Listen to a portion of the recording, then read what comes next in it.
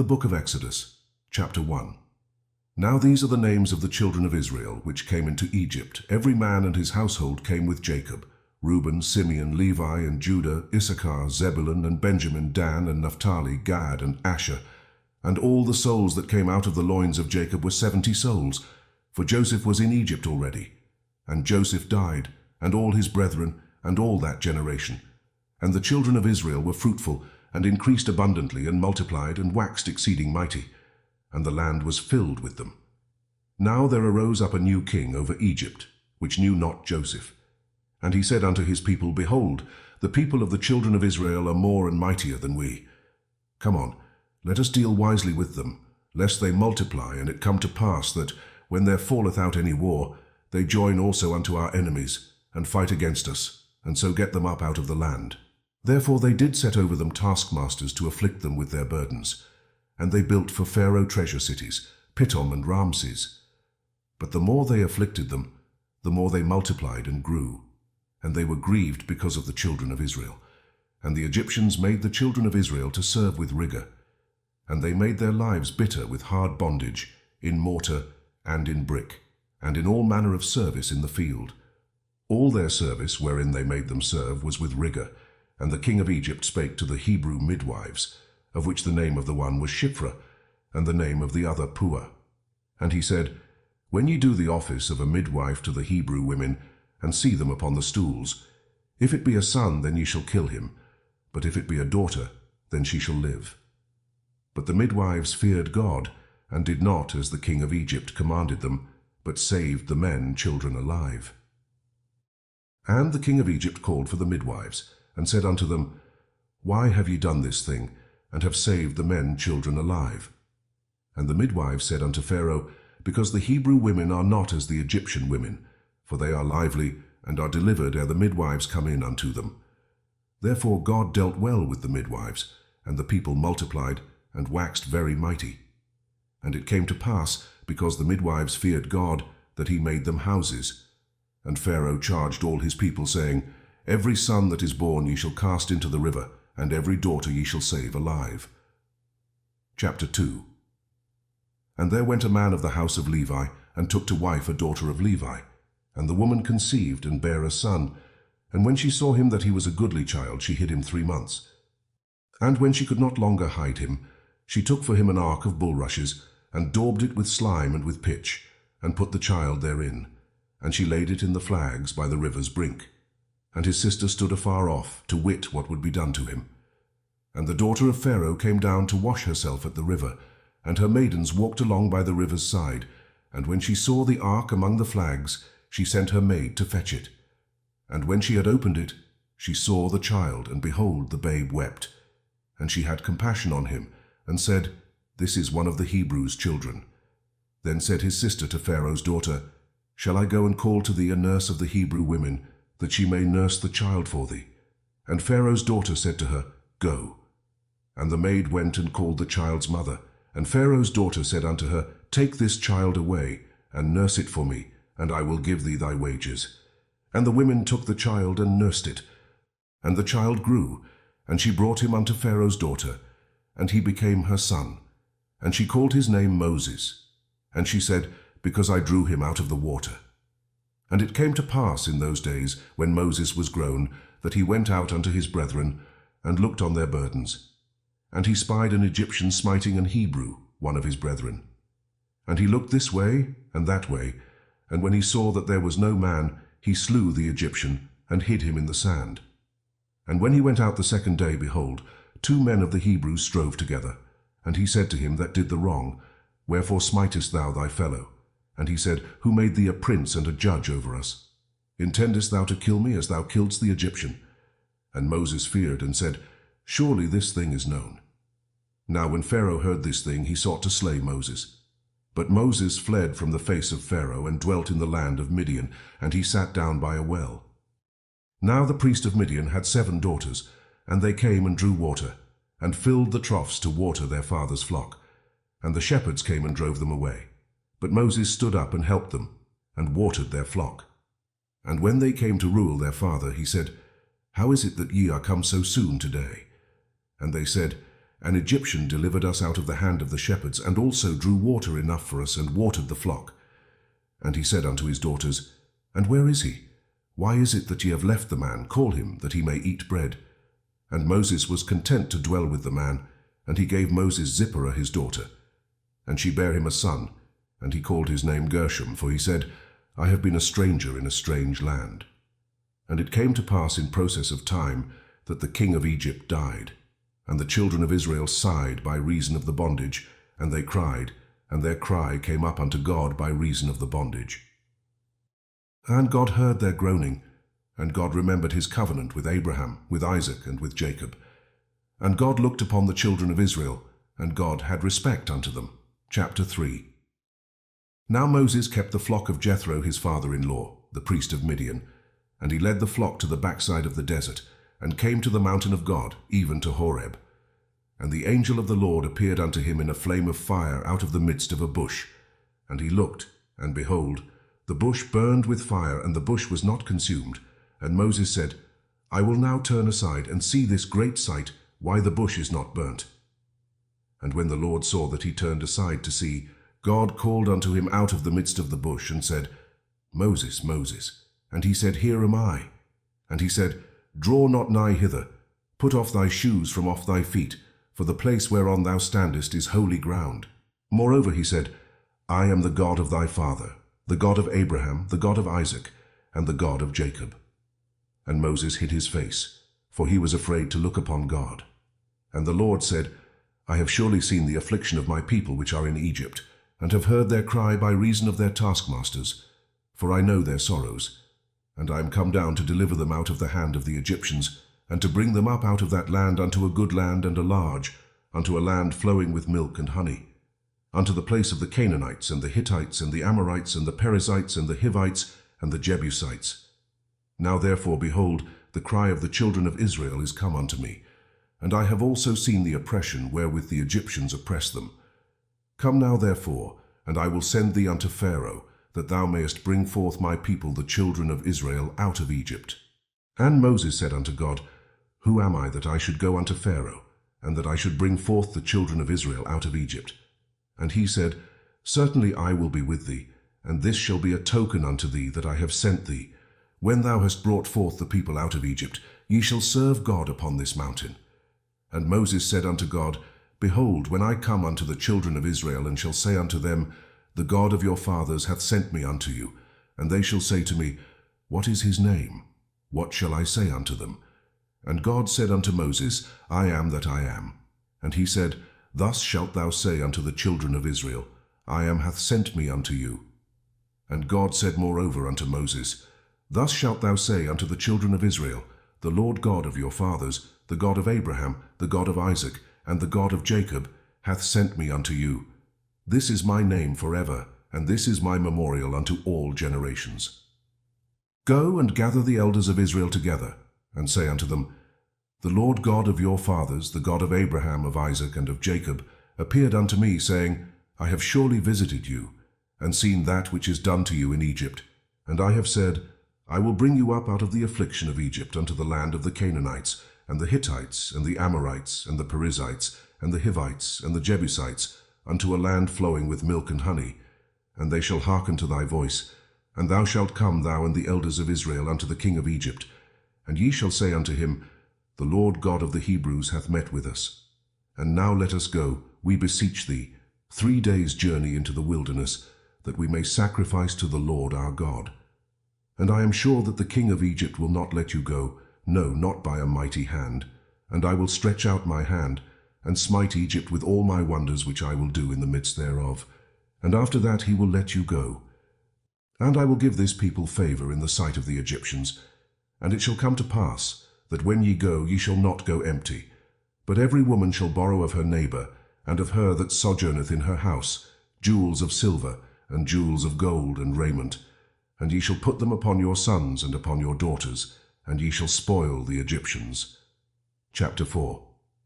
And Moses answered and said, But behold, they will not believe me, nor hearken unto my voice, for they will say, The Lord hath not appeared unto thee.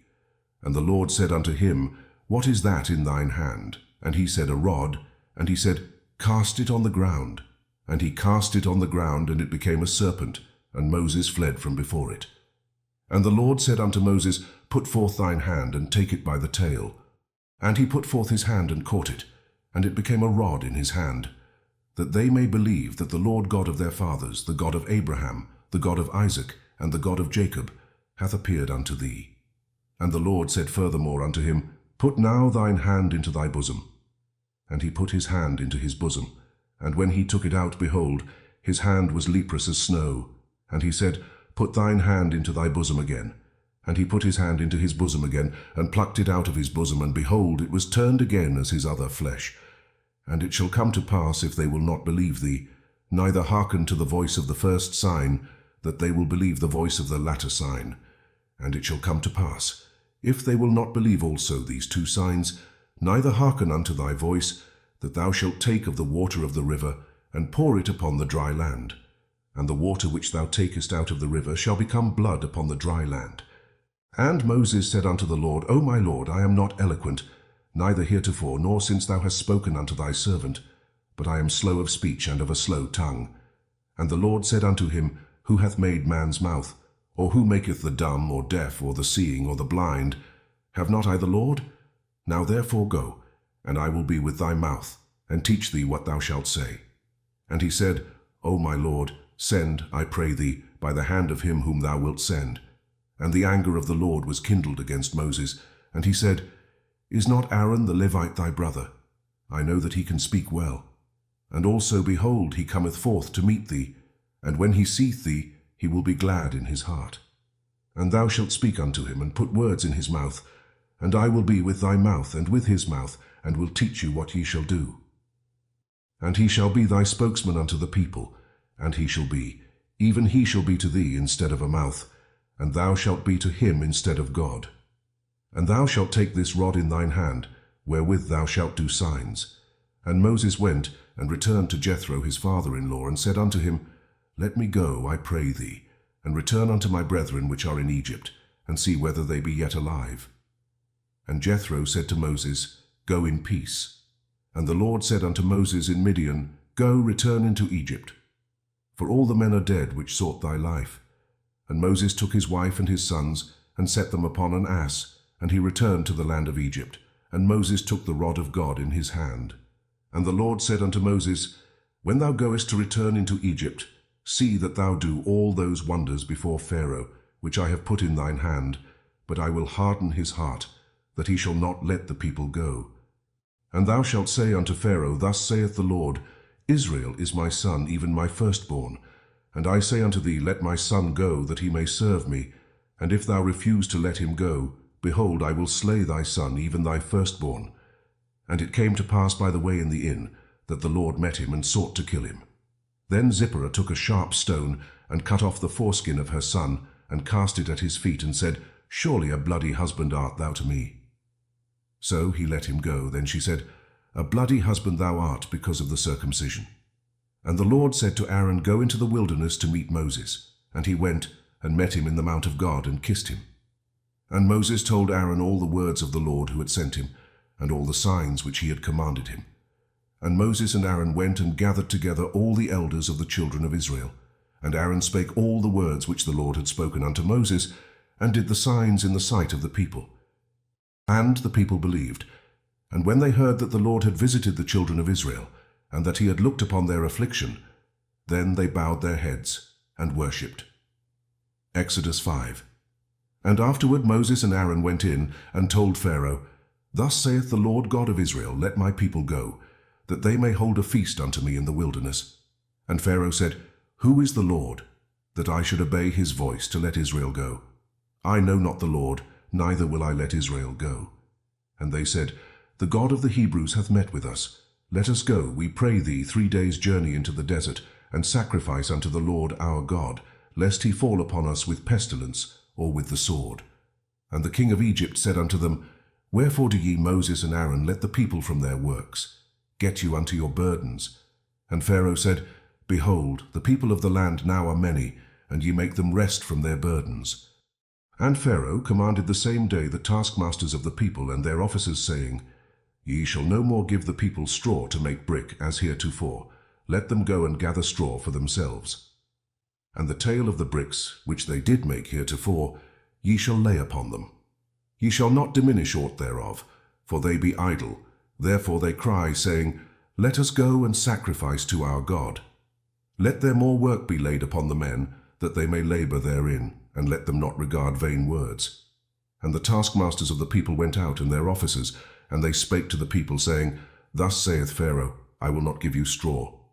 Go ye, get you straw where ye can find it, yet not aught of your work shall be diminished.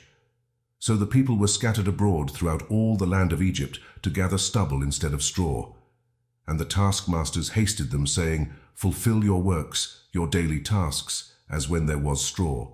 And the officers of the children of Israel, which Pharaoh's taskmasters had set over them, were beaten, and demanded, Wherefore have ye not fulfilled your task in making brick both yesterday and today, as heretofore? Then the officers of the children of Israel came and cried unto Pharaoh, saying, Wherefore dealest thou thus with thy servants? There is no straw given unto thy servants, and they say to us, Make brick, and behold, thy servants are beaten, but the fault is in thine own people. But he said, Ye are idle, ye are idle. Therefore ye say, Let us go and do sacrifice to the Lord. Go therefore now and work, for there shall no straw be given you, yet shall ye deliver the tale of bricks. And the officers of the children of Israel did see that they were in evil case, after it was said, Ye shall not minish aught from your bricks of your daily task.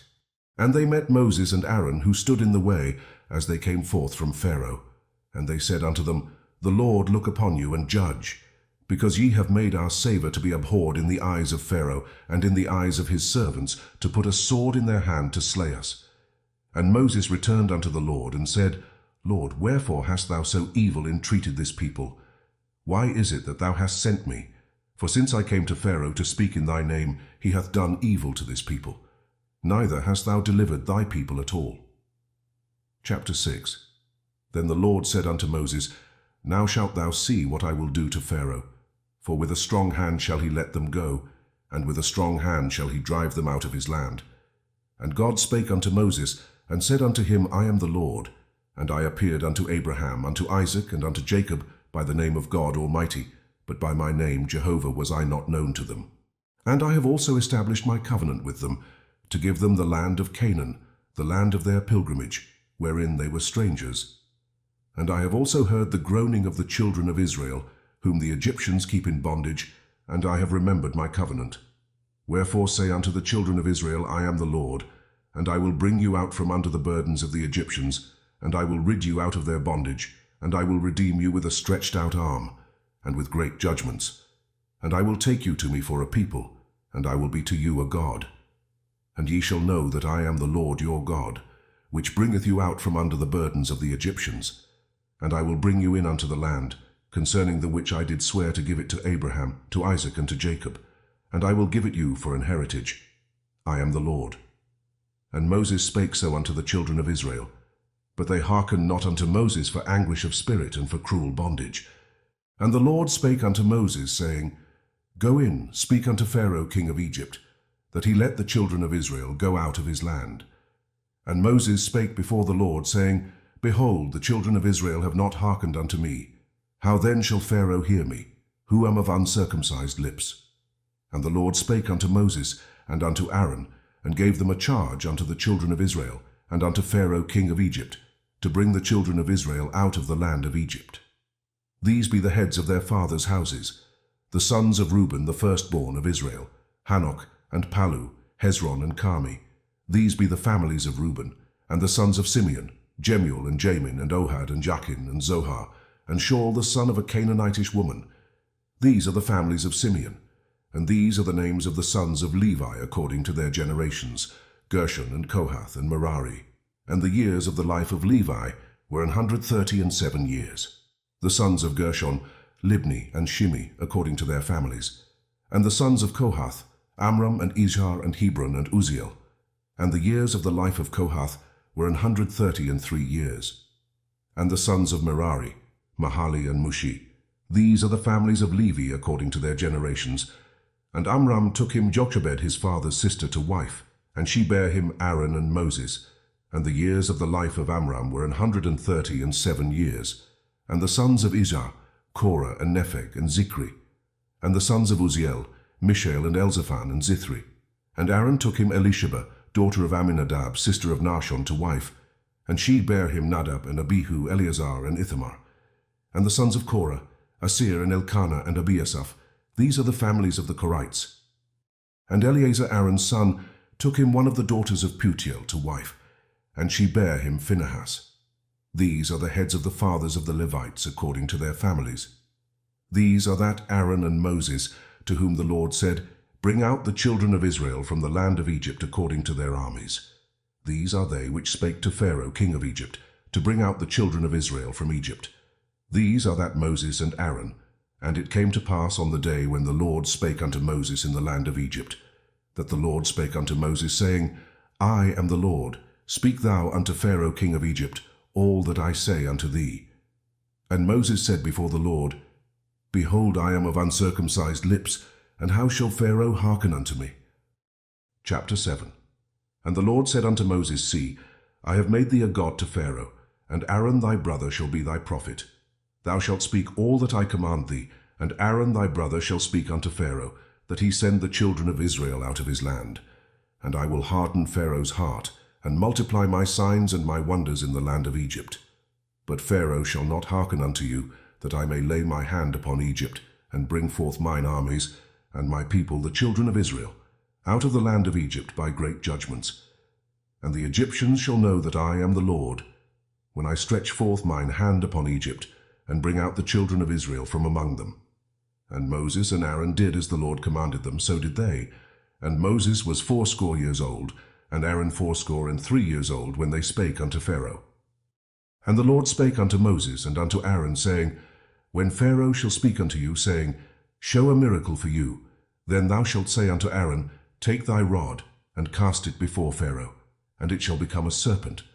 And Moses and Aaron went in unto Pharaoh, and they did so as the Lord had commanded. And Aaron cast down his rod before Pharaoh, and before his servants, and it became a serpent. Then Pharaoh also called the wise men and the sorcerers. Now the magicians of Egypt, they also did in like manner with their enchantments. For they cast down every man his rod, and they became serpents. But Aaron's rod swallowed up their rods. And he hardened Pharaoh's heart, that he hearkened not unto them, as the Lord had said. And the Lord said unto Moses, Pharaoh's heart is hardened, he refuseth to let the people go. Get thee unto Pharaoh in the morning. Lo, he goeth out unto the water, and thou shalt stand by the river's brink against he come. And the rod which was turned to a serpent shalt thou take in thine hand. And thou shalt say unto him, The Lord God of the Hebrews hath sent me unto thee, saying, Let my people go, that they may serve me in the wilderness. And behold, hitherto thou wouldest not hear. Thus saith the Lord, In this thou shalt know that I am the Lord. Behold, I will smite with the rod that is in mine hand upon the waters which are in the river, and they shall be turned to blood. And the fish that is in the river shall die, and the river shall stink, and the Egyptians shall loathe to drink of the water of the river. And the Lord spake unto Moses, Say unto Aaron, Take thy rod, and stretch out thine hand upon the waters of Egypt, upon their streams, upon their rivers, and upon their ponds, and upon all their pools of water, that they may become blood. And that there may be blood throughout all the land of Egypt, both in vessels of wood and in vessels of stone. And Moses and Aaron did so, as the Lord commanded. And he lifted up the rod, and smote the waters that were in the river, in the sight of Pharaoh, and in the sight of his servants. And all the waters that were in the river were turned to blood. And the fish that was in the river died, and the river stank, and the Egyptians could not drink of the water of the river, and there was blood throughout all the land of Egypt. And the magicians of Egypt did so with their enchantments, and Pharaoh's heart was hardened, neither did he hearken unto them, as the Lord had said. And Pharaoh turned and went into his house, neither did he set his heart to this also. And all the Egyptians digged round about the river for water to drink, for they could not drink of the water of the river. And 7 days were fulfilled. After that the Lord had smitten the river. Chapter 8. And the Lord spake unto Moses, Go unto Pharaoh, and say unto him, Thus saith the Lord, Let my people go, that they may serve me. And if thou refuse to let them go, behold, I will smite all thy borders with frogs. And the river shall bring forth frogs abundantly, which shall go up and come into thine house and into thy bedchamber, and upon thy bed, and into the house of thy servants, and upon thy people, and into thine ovens, and into thy kneading troughs. And the frogs shall come up both on thee, and upon thy people, and upon all thy servants. And the Lord spake unto Moses, say unto Aaron, Stretch forth thine hand with thy rod over the streams, over the rivers and over the ponds, and cause frogs to come up upon the land of Egypt. And Aaron stretched out his hand over the waters of Egypt, and the frogs came up and covered the land of Egypt. And the magicians did so with their enchantments, and brought up frogs upon the land of Egypt. Then Pharaoh called for Moses and Aaron, and said, Entreat the Lord, that he may take away the frogs from me and from my people. And I will let the people go, that they may do sacrifice unto the Lord. And Moses said unto Pharaoh, Glory over me. When shall I entreat for thee, and for thy servants, and for thy people, to destroy the frogs from thee and thy houses, that they may remain in the river only? And he said, Tomorrow. And he said, Be it according to thy word, that thou mayest know that there is none like unto the Lord our God. And the frogs shall depart from thee, and from thy houses, and from thy servants, and from thy people. They shall remain in the river only. And Moses and Aaron went out from Pharaoh, and Moses cried unto the Lord because of the frogs which he had brought against Pharaoh. And the Lord did according to the word of Moses. And the frogs died out of the houses, out of the villages, and out of the fields. And they gathered them together upon heaps, and the land stank. But when Pharaoh saw that there was respite, he hardened his heart, and hearkened not unto them, as the Lord had said.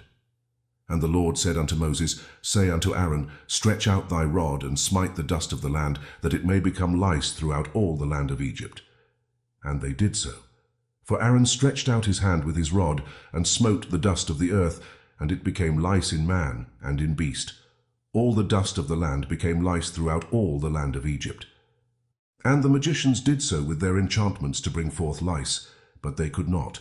So there were lice upon man and upon beast. Then the magicians said unto Pharaoh, This is the finger of God. And Pharaoh's heart was hardened, and he hearkened not unto them, as the Lord had said. And the Lord said unto Moses, Rise up early in the morning, and stand before Pharaoh. Lo, he cometh forth to the water. And say unto him, Thus saith the Lord, Let my people go, that they may serve me. Else if thou wilt not let my people go, behold, I will send swarms of flies upon thee, and upon thy servants, and upon thy people, and into thy houses. And the houses of the Egyptians shall be full of swarms of flies, and also the ground whereon they are. And I will sever in that day the land of Goshen, in which my people dwell, that no swarms of flies shall be there. To the end thou mayest know that I am the Lord in the midst of the earth. And I will put a division between my people and thy people. Tomorrow shall this sign be.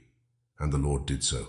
And there came a grievous swarm of flies into the house of Pharaoh, and into his servants' houses, and into all the land of Egypt. The land was corrupted by reason of the swarm of flies. And Pharaoh called for Moses and for Aaron, and said, Go ye, sacrifice to your God in the land. And Moses said, It is not meet so to do, for we shall sacrifice the abomination of the Egyptians to the Lord our God. Lo, shall we sacrifice the abomination of the Egyptians before their eyes, and will they not stone us? We will go 3 days' journey into the wilderness, and sacrifice to the Lord our God, as he shall command us. And Pharaoh said, I will let you go, that ye may sacrifice to the Lord your God in the wilderness. Only ye shall not go very far away. Entreat for me. And Moses said, Behold, I go out from thee, and I will entreat the Lord that the swarms of flies may depart from Pharaoh, from his servants, and from his people tomorrow. But let not Pharaoh deal deceitfully any more, in not letting the people go to sacrifice to the Lord. And Moses went out from Pharaoh, and entreated the Lord. And the Lord did according to the word of Moses, and he removed the swarms of flies from Pharaoh, from his servants, and from his people. There remained not one. And Pharaoh hardened his heart at this time also, neither would he let the people go. And the Lord spake unto Moses, Go unto Pharaoh, and say unto him, Thus saith the Lord, Let my people go, that they may serve me. And if thou refuse to let them go, behold, I will smite all thy borders with frogs. And the river shall bring forth frogs abundantly, which shall go up and come into thine house, and into thy bedchamber, and upon thy bed, and into the house of thy servants, and upon thy people, and into thine ovens, and into thy kneading troughs. And the frogs shall come up both on thee, and upon thy people, and upon all thy servants. And the Lord spake unto Moses, Say unto Aaron, Stretch forth thine hand with thy rod over the streams, over the rivers, and over the ponds, and cause frogs to come up upon the land of Egypt. And Aaron stretched out his hand over the waters of Egypt, and the frogs came up, and covered the land of Egypt. And the magicians did so with their enchantments, and brought up frogs upon the land of Egypt. Then Pharaoh called for Moses and Aaron, and said, Entreat the Lord that he may take away the frogs from me, and from my people, and I will let the people go, that they may do sacrifice unto the Lord. And Moses said unto Pharaoh, Glory over me. When shall I entreat for thee, and for thy servants, and for thy people, to destroy the frogs from thee and thy houses, that they may remain in the river only? And he said, Tomorrow. And he said, Be it according to thy word, that thou mayest know that there is none like unto the Lord our God. And the frogs shall depart from thee, and from thy houses, and from thy servants, and from thy people. They shall remain in the river only. And Moses and Aaron went out from Pharaoh, and Moses cried unto the Lord because of the frogs which he had brought against Pharaoh. And the Lord did according to the word of Moses, and the frogs died out of the houses, out of the villages, and out of the fields. And they gathered them together upon heaps, and the land stank. But when Pharaoh saw that there was respite, he hardened his heart, and hearkened not unto them, as the Lord had said. And the Lord said unto Moses, Say unto Aaron, Stretch out thy rod, and smite the dust of the land, that it may become lice throughout all the land of Egypt. And they did so. For Aaron stretched out his hand with his rod, and smote the dust of the earth, and it became lice in man and in beast. All the dust of the land became lice throughout all the land of Egypt. And the magicians did so with their enchantments to bring forth lice, but they could not. So there were lice upon man and upon beast. Then the magician said unto Pharaoh, This is the finger of God. And Pharaoh's heart was hardened, and he hearkened not unto them, as the Lord had said. And the Lord said unto Moses, Rise up early in the morning, and stand before Pharaoh. Lo, he cometh forth to the water, and say unto him, Thus saith the Lord, Let my people go, that they may serve me. Else if thou wilt not let my people go, behold, I will send swarms of flies upon thee, and upon thy servants, and upon thy people, and into thy houses. And the houses of the Egyptians shall be full of swarms of flies, and also the ground whereon they are. And I will sever in that day the land of Goshen, in which my people dwell, that no swarms of flies shall be there, to the end thou mayest know that I am the Lord in the midst of the earth. And I will put a division between my people and thy people. Tomorrow shall this sign be. And the Lord did so. And there came a grievous swarm of flies into the house of Pharaoh, and into his servants' houses, and into all the land of Egypt. The land was corrupted by reason of the swarm of flies. And Pharaoh called for Moses and for Aaron, and said, Go ye, sacrifice to your God in the land. And Moses said, It is not meet so to do, for we shall sacrifice the abomination of the Egyptians to the Lord our God. Lo, shall we sacrifice the abomination of the Egyptians before their eyes? And will they not stone us? We will go 3 days' journey into the wilderness, and sacrifice to the Lord our God, as he shall command us. And Pharaoh said, I will let you go, that ye may sacrifice to the Lord your God in the wilderness. Only ye shall not go very far away. Entreat for me. And Moses said, Behold, I go out from thee, and I will entreat the Lord that the swarms of flies may depart from Pharaoh, from his servants, and from his people tomorrow. But let not Pharaoh deal deceitfully any more, in not letting the people go to sacrifice to the Lord. And Moses went out from Pharaoh, and entreated the Lord. And the Lord did according to the word of Moses, and he removed the swarms of flies from Pharaoh, from his servants, and from his people. There remained not one. And Pharaoh hardened his heart at this time also, neither would he let the people go. Chapter 9. Then the Lord said unto Moses, Go in unto Pharaoh, and tell him, Thus saith the Lord God of the Hebrews, Let my people go, that they may serve me. For if thou refuse to let them go, and wilt hold them still, behold, the hand of the Lord is upon thy cattle which is in the field, upon the horses, upon the asses, upon the camels, upon the oxen, and upon the sheep. There shall be a very grievous murrain, and the Lord shall sever between the cattle of Israel and the cattle of Egypt, and there shall nothing die of all that is the children's of Israel. And the Lord appointed a set time, saying, Tomorrow the Lord shall do this thing in the land. And the Lord did that thing on the morrow, and all the cattle of Egypt died. But of the cattle of the children of Israel died not one. And Pharaoh sent, and behold, there was not one of the cattle of the Israelites dead. And the heart of Pharaoh was hardened, and he did not let the people go. And the Lord said unto Moses and unto Aaron, Take to you handfuls of ashes of the furnace, and let Moses sprinkle it toward the heaven in the sight of Pharaoh. And it shall become small dust in all the land of Egypt, and shall be a boil breaking forth with blains upon man and upon beast throughout all the land of Egypt. And they took ashes of the furnace, and stood before Pharaoh. And Moses sprinkled it up toward heaven, and it became a boil breaking forth with blains upon man and upon beast. And the magicians could not stand before Moses because of the boils, for the boil was upon the magicians and upon all the Egyptians. And the Lord hardened the heart of Pharaoh, and he hearkened not unto them, as the Lord had spoken unto Moses. And the Lord said unto Moses, Rise up early in the morning, and stand before Pharaoh, and say unto him, Thus saith the Lord God of the Hebrews, Let my people go, that they may serve me. For I will at this time send all my plagues upon thine heart, and upon thy servants, and upon thy people, that thou mayest know that there is none like me in all the earth. For now I will stretch out my hand, that I may smite thee and thy people with pestilence, and thou shalt be cut off from the earth. And in very deed for this cause have I raised thee up, for to show in thee my power, and that my name may be declared throughout all the earth. As yet exaltest thou thyself against my people, that thou wilt not let them go. Behold, tomorrow about this time I will cause it to rain a very grievous hail, such as hath not been in Egypt, since the foundation thereof even until now. Send therefore now, and gather thy cattle, and all that thou hast in the field. For upon every man and beast which shall be found in the field, and shall not be brought home, the hail shall come down upon them, and they shall die. He that feared the word of the Lord among the servants of Pharaoh made his servants and his cattle flee into the houses, and he that regarded not the word of the Lord left his servants and his cattle in the field.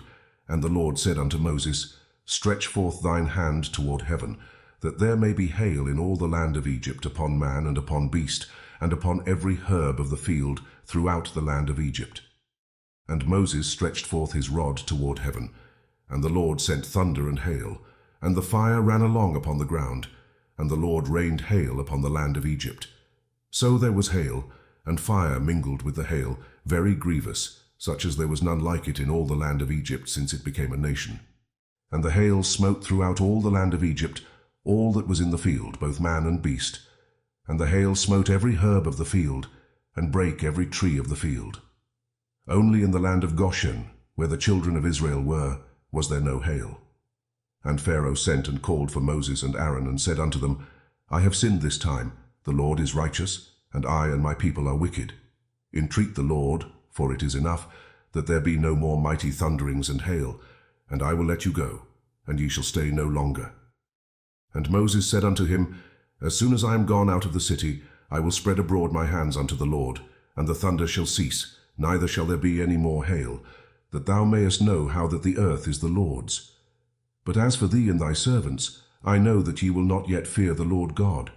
And the flax and the barley were smitten, for the barley was in the ear, and the flax was bold. But the wheat and the rye were not smitten, for they were not grown up. And Moses went out of the city from Pharaoh, and spread abroad his hands unto the Lord, and the thunders and hail ceased, and the rain was not poured upon the earth. And when Pharaoh saw that the rain and the hail and the thunders were ceased, he sinned yet more, and hardened his heart, he and his servants. And the heart of Pharaoh was hardened, neither would he let the children of Israel go, as the Lord had spoken by Moses. Chapter 10. And the Lord said unto Moses, Go in unto Pharaoh, for I have hardened his heart and the heart of his servants, that I might show these my signs before him, and that thou mayest tell in the ears of thy son and of thy son's son what things I have wrought in Egypt, and my signs which I have done among them, that ye may know how that I am the Lord. And Moses and Aaron came in unto Pharaoh, and said unto him, Thus saith the Lord God of the Hebrews, How long wilt thou refuse to humble thyself before me? Let my people go, that they may serve me. Else, if thou refuse to let my people go, behold, tomorrow will I bring the locusts into thy coast, and they shall cover the face of the earth, that one cannot be able to see the earth, and they shall eat the residue of that which is escaped, which remaineth unto you from the hail, and shall eat every tree which groweth for you out of the field. and they shall fill thy houses, and the houses of all thy servants, and the houses of all the Egyptians, which neither thy fathers nor thy fathers' fathers have seen since the day that they were upon the earth unto this day. And he turned himself and went out from Pharaoh. And Pharaoh's servants said unto him, How long shall this man be a snare unto us? Let the men go, that they may serve the Lord their God. Knowest thou not yet that Egypt is destroyed? And Moses and Aaron were brought again unto Pharaoh. And he said unto them, Go, serve the Lord your God. But who are they that shall go?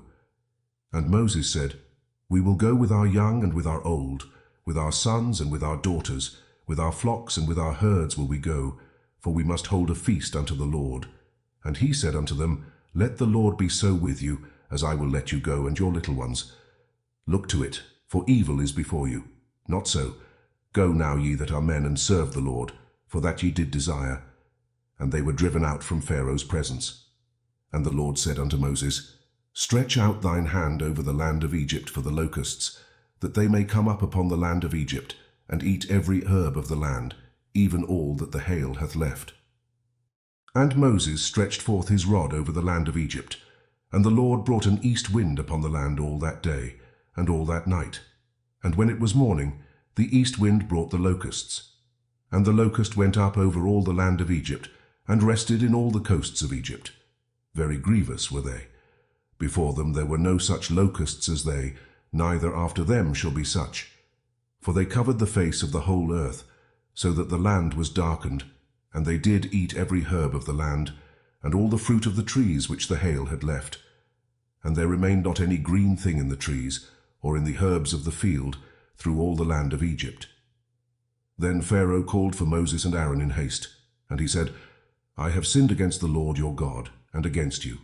Now therefore forgive, I pray thee, my sin only this once, and entreat the Lord your God that he may take away from me this death only. And he went out from Pharaoh and entreated the Lord. And the Lord turned a mighty strong west wind, which took away the locusts and cast them into the Red Sea. There remained not one locust in all the coasts of Egypt, but the Lord hardened Pharaoh's heart, so that he would not let the children of Israel go. And the Lord said unto Moses, Stretch out thine hand toward heaven, that there may be darkness over the land of Egypt, even darkness which may be felt.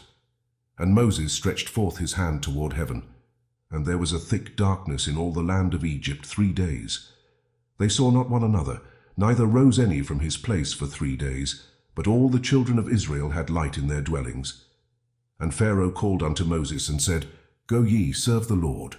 Only let your flocks and your herds be stayed. Let your little ones also go with you. And Moses said, Thou must give us also sacrifices and burnt offerings, that we may sacrifice unto the Lord our God. Our cattle also shall go with us. There shall not an hoof be left behind, for thereof must we take to serve the Lord our God. And we know not with what we must serve the Lord until we come thither. But the Lord hardened Pharaoh's heart, and he would not let them go. And Pharaoh said unto him, Get thee from me, take heed to thyself, see my face no more. For in that day thou seest my face, thou shalt die. And Moses said, Thou hast spoken well. I will see thy face again no more. Chapter 11.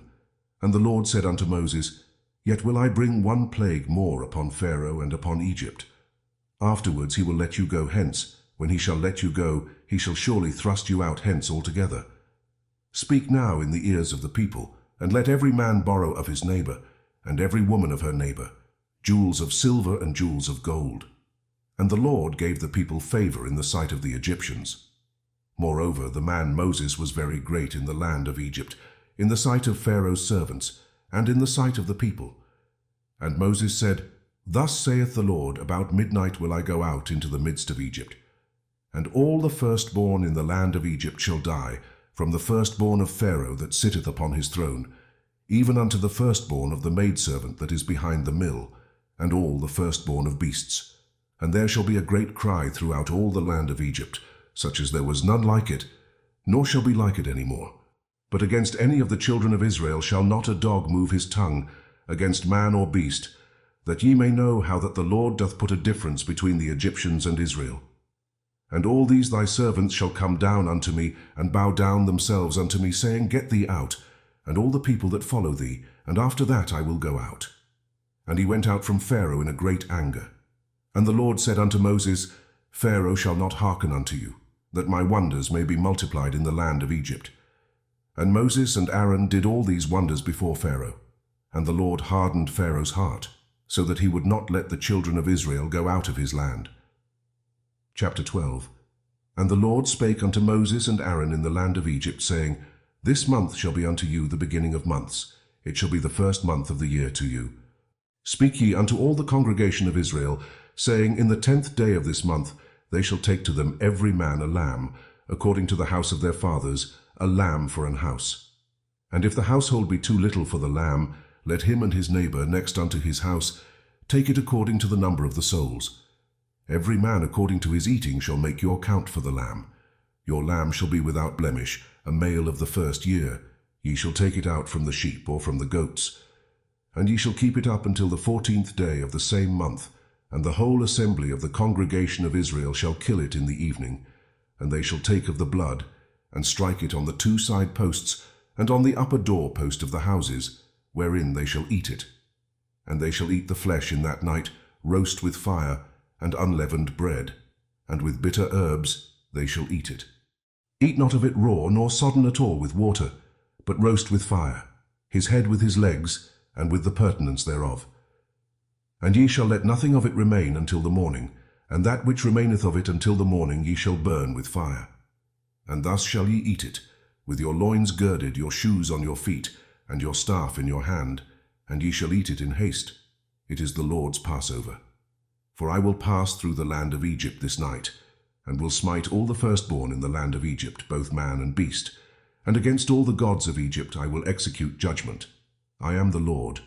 And the blood shall be to you for a token upon the houses where ye are, and when I see the blood I will pass over you, and the plague shall not be upon you to destroy you, when I smite the land of Egypt. And this day shall be unto you for a memorial, and ye shall keep it a feast to the Lord throughout your generations. Ye shall keep it a feast by an ordinance forever. 7 days shall ye eat unleavened bread. Even the first day ye shall put away leaven out of your houses. For whosoever eateth leavened bread from the first day until the 7th day, that soul shall be cut off from Israel. And in the first day there shall be an holy convocation, and in the 7th day there shall be an holy convocation to you. No manner of work shall be done in them, save that which every man must eat, that only may be done of you. And ye shall observe the feast of unleavened bread. For in this selfsame day have I brought your armies out of the land of Egypt. Therefore shall ye observe this day in your generations by an ordinance forever.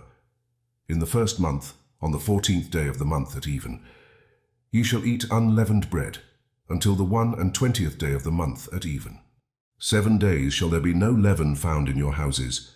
For whosoever eateth that which is leavened, even that soul shall be cut off from the congregation of Israel, whether he be a stranger or born in the land. Ye shall eat nothing leavened. In all your habitations shall ye eat unleavened bread. Then Moses called for all the elders of Israel, and said unto them, Draw out and take you a lamb according to your families, and kill the Passover. And ye shall take a bunch of hyssop, and dip it in the blood that is in the basin, and strike the lintel and the 2 side posts with the blood that is in the basin. And none of you shall go out at the door of his house until the morning, for the Lord will pass through to smite the Egyptians. And when he seeth the blood upon the lintel, and on the 2 side posts, the Lord will pass over the door, and will not suffer the destroyer to come in unto your houses to smite you. And ye shall observe this thing for an ordinance to thee and to thy sons forever. And it shall come to pass when ye be come to the land which the Lord will give you, according as he hath promised, that ye shall keep this service. And it shall come to pass when your children shall say unto you, What mean ye by this service? That ye shall say, It is the sacrifice of the Lord's Passover, who passed over the houses of the children of Israel in Egypt, when he smote the Egyptians, and delivered our houses. And the people bowed the head and worshipped. And the children of Israel went away, and did as the Lord had commanded Moses and Aaron, so did they. And it came to pass that at midnight the Lord smote all the firstborn in the land of Egypt, from the firstborn of Pharaoh that sat on his throne unto the firstborn of the captive that was in the dungeon, and all the firstborn of cattle. And Pharaoh rose up in the night, he and all his servants and all the Egyptians. And there was a great cry in Egypt, for there was not a house where there was not one dead. And he called for Moses and Aaron by night, and said, Rise up, and get you forth from among my people, both ye and the children of Israel, and go, serve the Lord, as ye have said. Also take your flocks and your herds, as ye have said, and be gone, and bless me also. And the Egyptians were urgent upon the people, that they might send them out of the land in haste, for they said, We be all dead men. And the people took their dough before it was leavened, their kneading troughs being bound up in their clothes upon their shoulders. And the children of Israel did according to the word of Moses. And they borrowed of the Egyptians jewels of silver and jewels of gold and raiment. And the Lord gave the people favor in the sight of the Egyptians, so that they lent unto them such things as they required. And they spoiled the Egyptians. And the children of Israel journeyed from Rameses to Succoth, about 600,000 on foot, that were men, beside children. And a mixed multitude went up also with them, and flocks, and herds, even very much cattle. And they baked unleavened cakes of the dough which they brought forth out of Egypt, for it was not leavened, because they were thrust out of Egypt, and could not tarry, neither had they prepared for themselves any victual. Now the sojourning of the children of Israel, who dwelt in Egypt, was 430 years. And it came to pass at the end of the 430 years, even the selfsame day it came to pass, that all the hosts of the Lord went out from the land of Egypt. It is a night to be much observed unto the Lord, for bringing them out from the land of Egypt. This is that night of the Lord to be observed of all the children of Israel in their generations. And the Lord said unto Moses and Aaron, This is the ordinance of the Passover. There shall no stranger eat thereof. But every man's servant that is bought for money, when thou hast circumcised him, then shall he eat thereof. A foreigner and an hired servant shall not eat thereof. In one house shall it be eaten. Thou shalt not carry forth aught of the flesh abroad out of the house, neither shall ye break a bone thereof. All the congregation of Israel shall keep it. And when a stranger shall sojourn with thee, and will keep the Passover to the Lord, let all his males be circumcised, and then let him come near and keep it. And he shall be as one that is born in the land, for no uncircumcised person shall eat thereof. One law shall be to him that is homeborn, and unto the stranger that sojourneth among you. Thus did all the children of Israel, as the Lord commanded Moses and Aaron, so did they. And it came to pass the selfsame day, that the Lord did bring the children of Israel out of the land of Egypt by their armies. Chapter 13. And the Lord spake unto Moses, saying, Sanctify unto me all the firstborn, whatsoever openeth the womb among the children of Israel, both of man and of beast, it is mine. And Moses said unto the people, Remember this day in which ye came out from Egypt, out of the house of bondage. For by strength of hand the Lord brought you out from this place. There shall no leavened bread be eaten. This day came ye out in the month Abib. And it shall be, when the Lord shall bring thee into the land of the Canaanites, and the Hittites, and the Amorites, and the Hivites, and the Jebusites, which he sware unto thy fathers to give thee, a land flowing with milk and honey, that thou shalt keep this service in this month. 7 days thou shalt eat unleavened bread, and in the 7th day shall be a feast to the Lord. Unleavened bread shall be eaten 7 days, and there shall no leavened bread be seen with thee, neither shall there be leaven seen with thee in all thy quarters. And thou shalt show thy son in that day, saying, This is done because of that which the Lord did unto me when I came forth out of Egypt.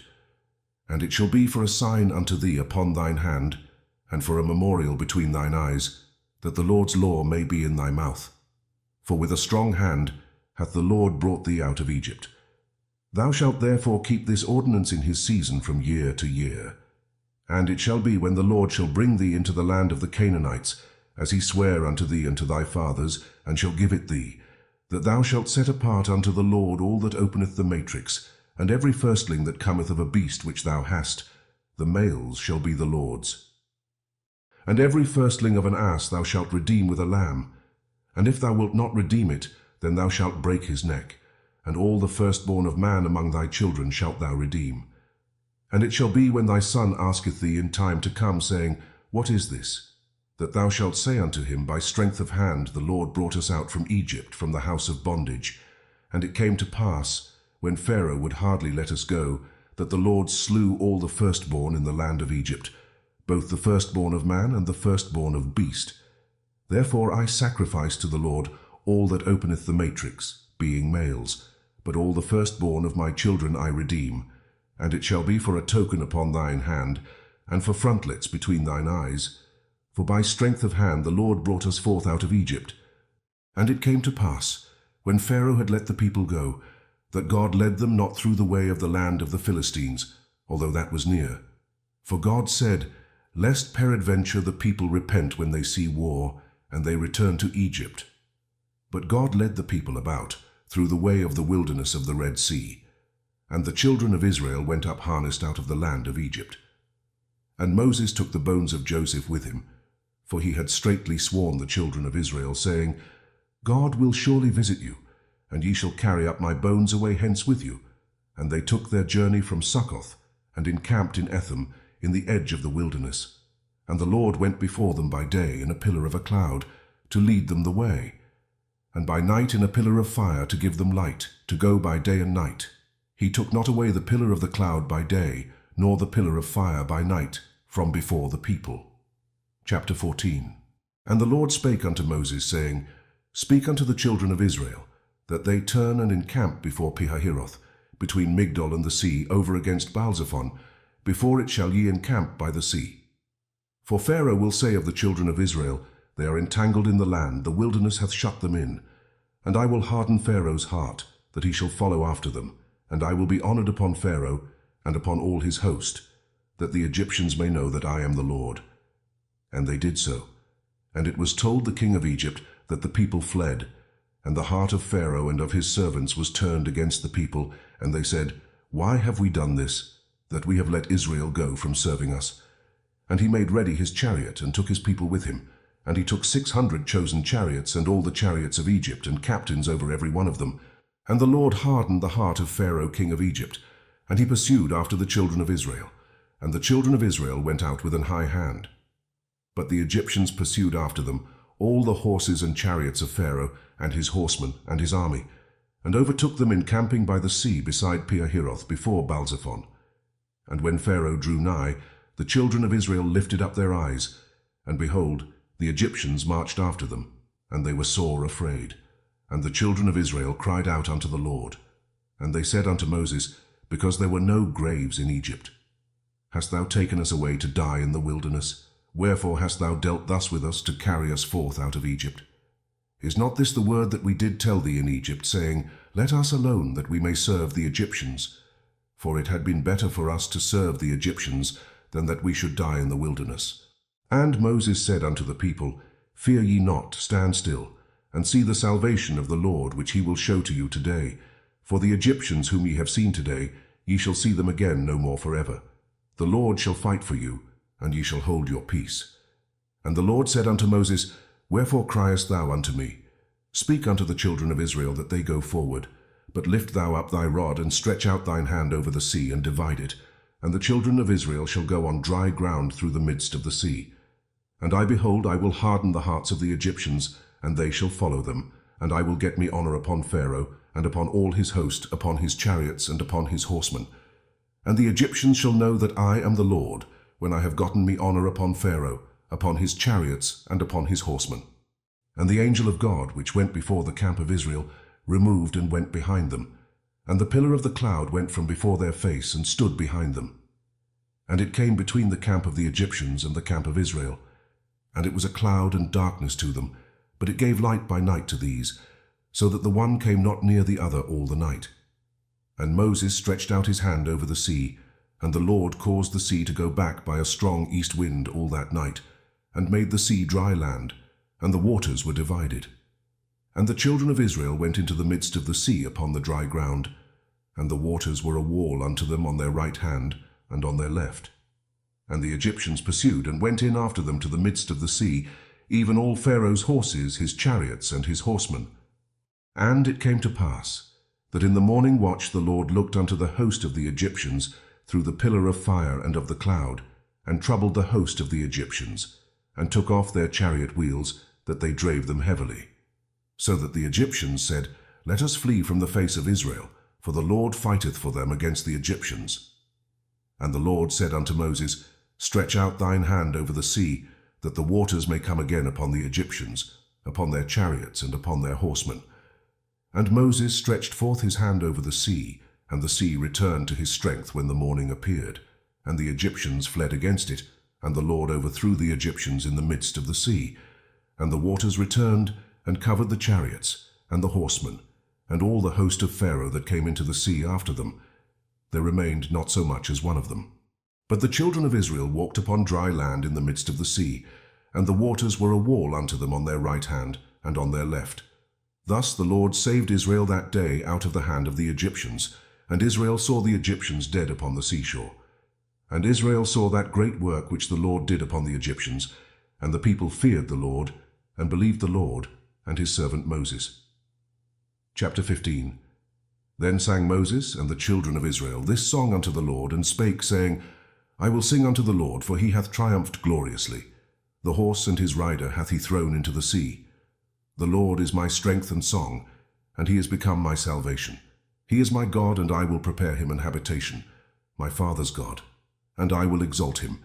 The Lord is a man of war. The Lord is his name. Pharaoh's chariots and his host hath he cast into the sea. His chosen captains also are drowned in the Red Sea. The depths have covered them. They sank into the bottom as a stone. Thy right hand, O Lord, is become glorious in power. Thy right hand, O Lord, hath dashed in pieces the enemy. And in the greatness of thine excellency thou hast overthrown them that rose up against thee. Thou sentest forth thy wrath, which consumed them as stubble. And with the blast of thy nostrils the waters were gathered together. The floods stood upright as an heap, and the depths were congealed in the heart of the sea. The enemy said, I will pursue, I will overtake, I will divide the spoil. My lust shall be satisfied upon them. I will draw my sword. My hand shall destroy them. Thou didst blow with thy wind, the sea covered them. They sank as lead in the mighty waters. Who is like unto thee, O Lord, among the gods?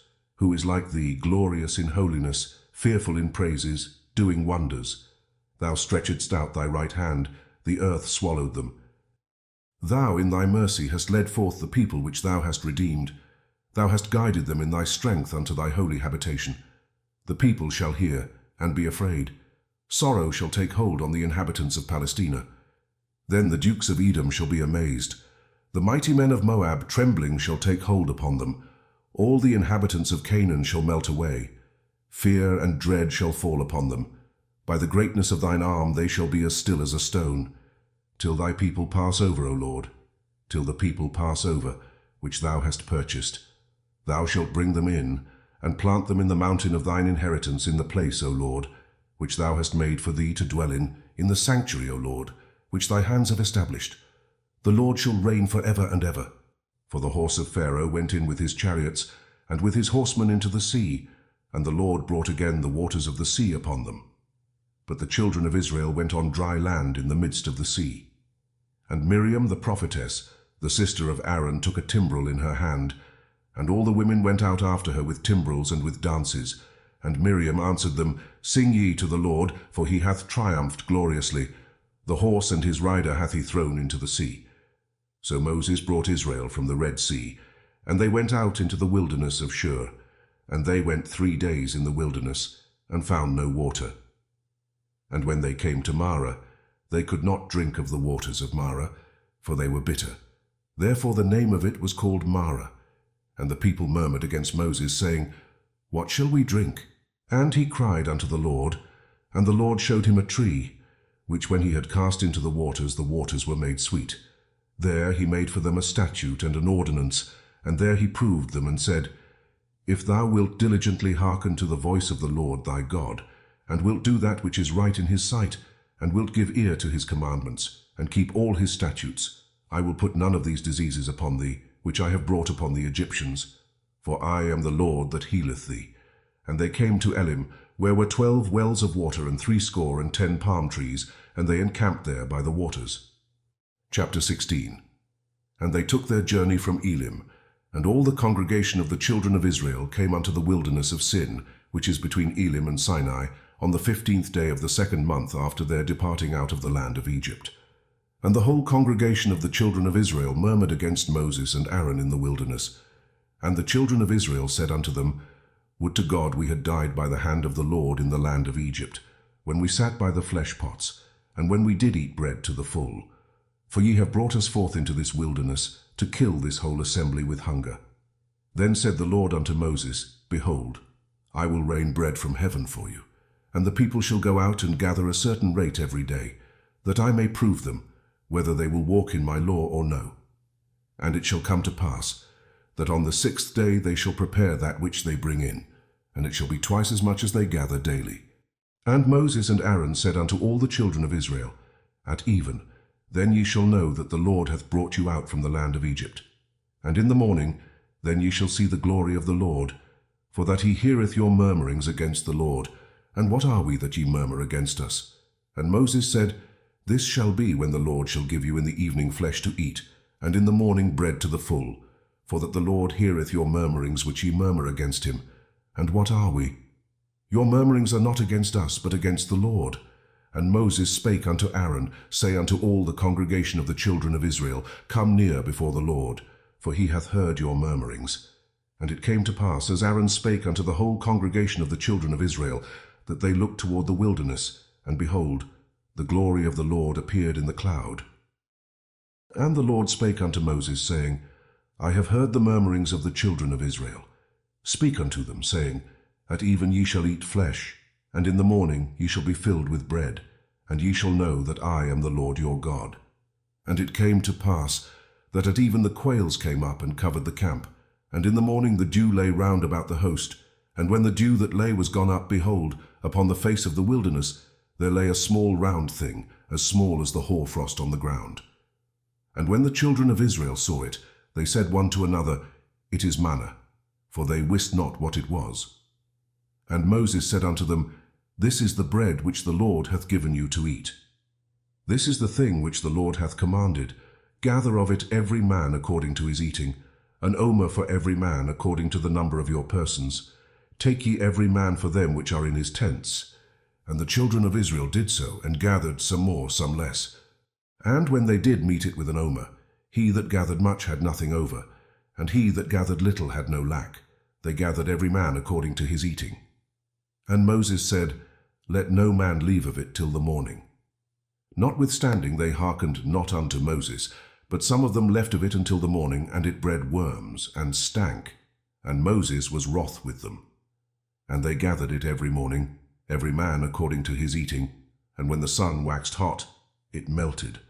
And it came to pass, that on the 6th day they gathered twice as much bread, 2 omers for one man, and all the rulers of the congregation came and told Moses. And he said unto them, This is that which the Lord hath said, Tomorrow is the rest of the holy Sabbath unto the Lord.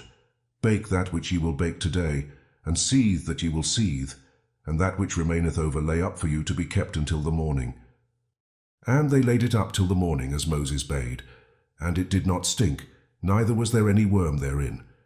And Moses said, Eat that today, for today is a Sabbath unto the Lord. Today ye shall not find it in the field. 6 days ye shall gather it. But on the 7th day, which is the Sabbath, in it there shall be none. And it came to pass, that there went out some of the people on the 7th day for to gather, and they found none. And the Lord said unto Moses, How long refuse ye to keep my commandments and my laws? See, for that the Lord hath given you the Sabbath, therefore he giveth you on the 6th day the bread of 2 days. Abide ye every man in his place, let no man go out of his place on the 7th day. So the people rested on the 7th day, and the house of Israel called the name thereof manna, and it was like coriander seed, white, and the taste of it was like wafers made with honey. And Moses said, This is the thing which the Lord commandeth. Fill an omer of it to be kept for your generations, that they may see the bread wherewith I have fed you in the wilderness, when I brought you forth from the land of Egypt. And Moses said unto Aaron, Take a pot, and put an omer full of manna therein, and lay it up before the Lord to be kept for your generations. As the Lord commanded Moses, so Aaron laid it up before the testimony to be kept. And the children of Israel did eat manna 40 years, until they came to a land inhabited. They did eat manna, until they came unto the borders of the land of Canaan. Now an omer is the 10th part of an ephah. Chapter 17. And all the congregation of the children of Israel journeyed from the wilderness of Sin, after their journeys according to the commandment of the Lord, and pitched in Rephidim, and there was no water for the people to drink. Wherefore the people did chide with Moses, and said, Give us water that we may drink. And Moses said unto them, Why chide ye with me? Wherefore do ye tempt the Lord? And the people thirsted there for water. And the people murmured against Moses, and said, Wherefore is this, that thou hast brought us up out of Egypt, to kill us and our children and our cattle with thirst? And Moses cried unto the Lord, saying, What shall I do unto this people? They be almost ready to stone me. And the Lord said unto Moses, Go on before the people, and take with thee of the elders of Israel. And thy rod wherewith thou smotest the river, take in thine hand, and go. Behold, I will stand before thee there upon the rock in Horeb, and thou shalt smite the rock, and there shall come water out of it, that the people may drink. And Moses did so in the sight of the elders of Israel. And he called the name of the place Massah and Meribah, because of the chiding of the children of Israel, and because they tempted the Lord, saying, Is the Lord among us, or not? Then came Amalek and fought with Israel in Rephidim. And Moses said unto Joshua, Choose us out men, and go out, fight with Amalek. Tomorrow I will stand on the top of the hill with the rod of God in mine hand. So Joshua did as Moses had said to him, and fought with Amalek. And Moses, Aaron, and Hur went up to the top of the hill. And it came to pass, when Moses held up his hand, that Israel prevailed. And when he let down his hand, Amalek prevailed. But Moses' hands were heavy, and they took a stone and put it under him, and he sat thereon. And Aaron and Hur stayed up his hands, the one on the one side, and the other on the other side, and his hands were steady until the going down of the sun. And Joshua discomfited Amalek and his people with the edge of the sword. And the Lord said unto Moses, Write this for a memorial in a book, and rehearse it in the ears of Joshua. For I will utterly put out the remembrance of Amalek from under heaven. And Moses built an altar, and called the name of it Jehovah Nissi. For he said, Because the Lord hath sworn that the Lord will have war with Amalek from generation to generation. Chapter 18. When Jethro, the priest of Midian, Moses' father-in-law, heard of all that God had done for Moses, and for Israel his people, and that the Lord had brought Israel out of Egypt, then Jethro, Moses' father-in-law, took Zipporah, Moses' wife, after he had sent her back, and her 2 sons, of which the name of the one was Gershom, for he said, I have been an alien in a strange land, and the name of the other was Eleazar, for the God of my father, said he, was mine help, and delivered me from the sword of Pharaoh. And Jethro, Moses' father-in-law, came with his sons and his wife unto Moses into the wilderness, where he encamped at the mount of God. And he said unto Moses, I, thy father-in-law, Jethro, am come unto thee, and thy wife and her 2 sons with her. And Moses went out to meet his father-in-law, and did obeisance, and kissed him. And they asked each other of their welfare, and they came into the tent.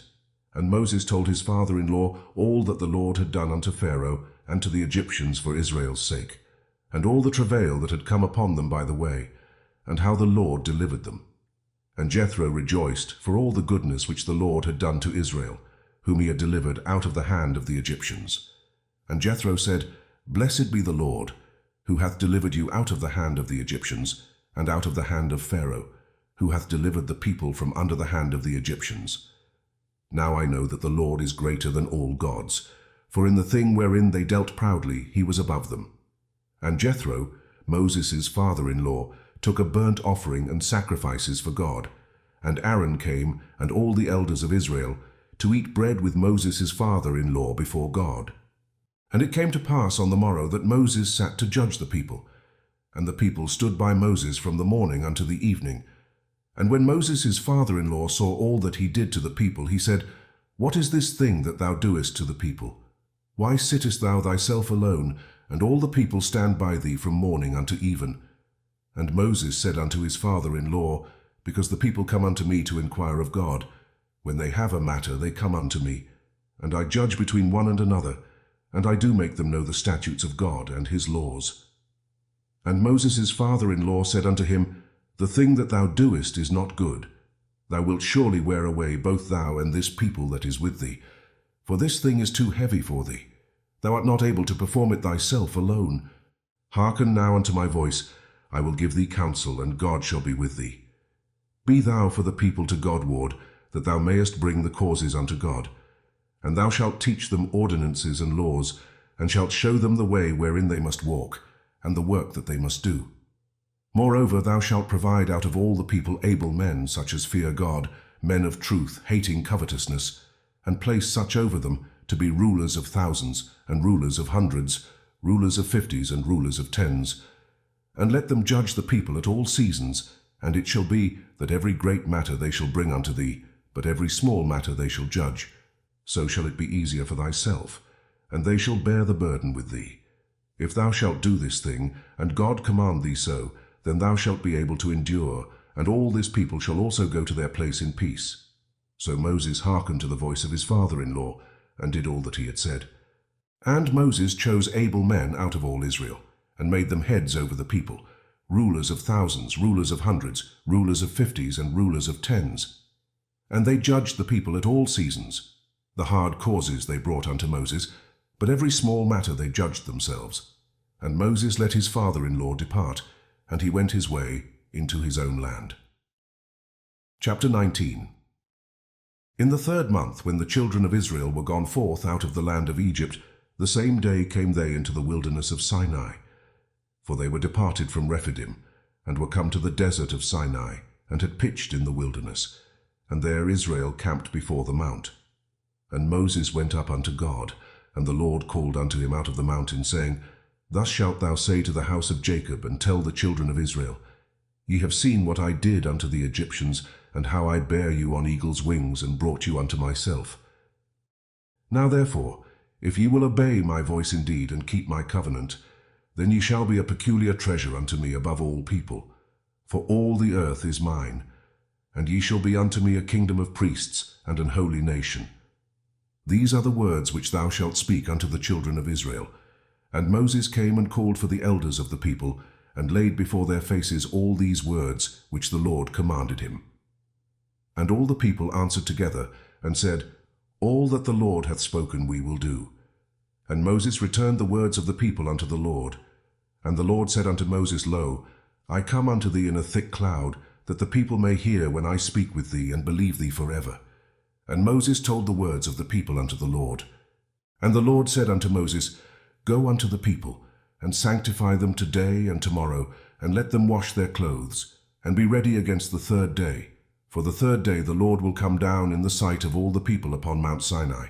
And thou shalt set bounds unto the people round about, saying, Take heed to yourselves, that ye go not up into the mount, or touch the border of it. Whosoever toucheth the mount shall be surely put to death. There shall not an hand touch it, but he shall surely be stoned or shot through. Whether it be beast or man, it shall not live. When the trumpet soundeth long, they shall come up to the mount. And Moses went down from the mount unto the people, and sanctified the people, and they washed their clothes. And he said unto the people, Be ready against the 3rd day, come not at your wives. And it came to pass on the 3rd day in the morning, that there were thunders and lightnings, and a thick cloud upon the mount, and the voice of the trumpet exceeding loud, so that all the people that was in the camp trembled. And Moses brought forth the people out of the camp to meet with God, and they stood at the nether part of the mount. And Mount Sinai was altogether on a smoke, because the Lord descended upon it in fire, and the smoke thereof ascended as the smoke of a furnace, and the whole mount quaked greatly. And when the voice of the trumpet sounded long, and waxed louder and louder, Moses spake, and God answered him by a voice. And the Lord came down upon Mount Sinai on the top of the mount, and the Lord called Moses up to the top of the mount. And Moses went up. And the Lord said unto Moses, Go down, charge the people, lest they break through unto the Lord to gaze, and many of them perish. And let the priests also, which come near to the Lord, sanctify themselves, lest the Lord break forth upon them. And Moses said unto the Lord, The people cannot come up to Mount Sinai, for thou chargedst us, saying, Set bounds about the mount, and sanctify it. And the Lord said unto him, Away, get thee down, and thou shalt come up, thou and Aaron with thee. But let not the priests and the people break through to come up unto the Lord, lest he break forth upon them. So Moses went down unto the people, and spake unto them. Chapter 20. And God spake all these words, saying, I am the Lord thy God, which have brought thee out of the land of Egypt, out of the house of bondage. Thou shalt have no other gods before me.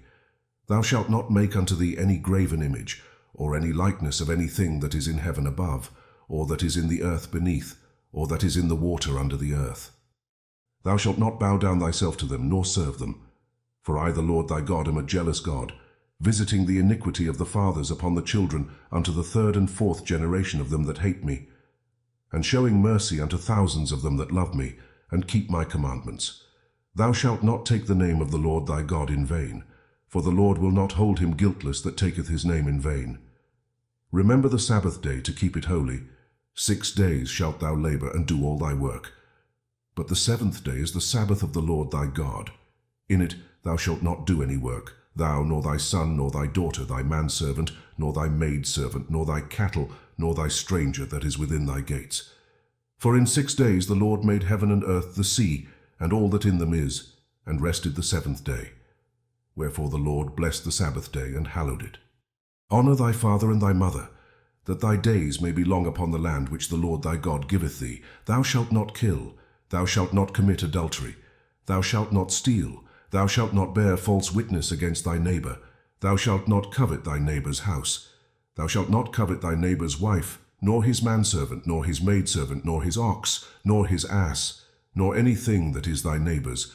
And all the people saw the thunderings and the lightnings, and the noise of the trumpet, and the mountain smoking.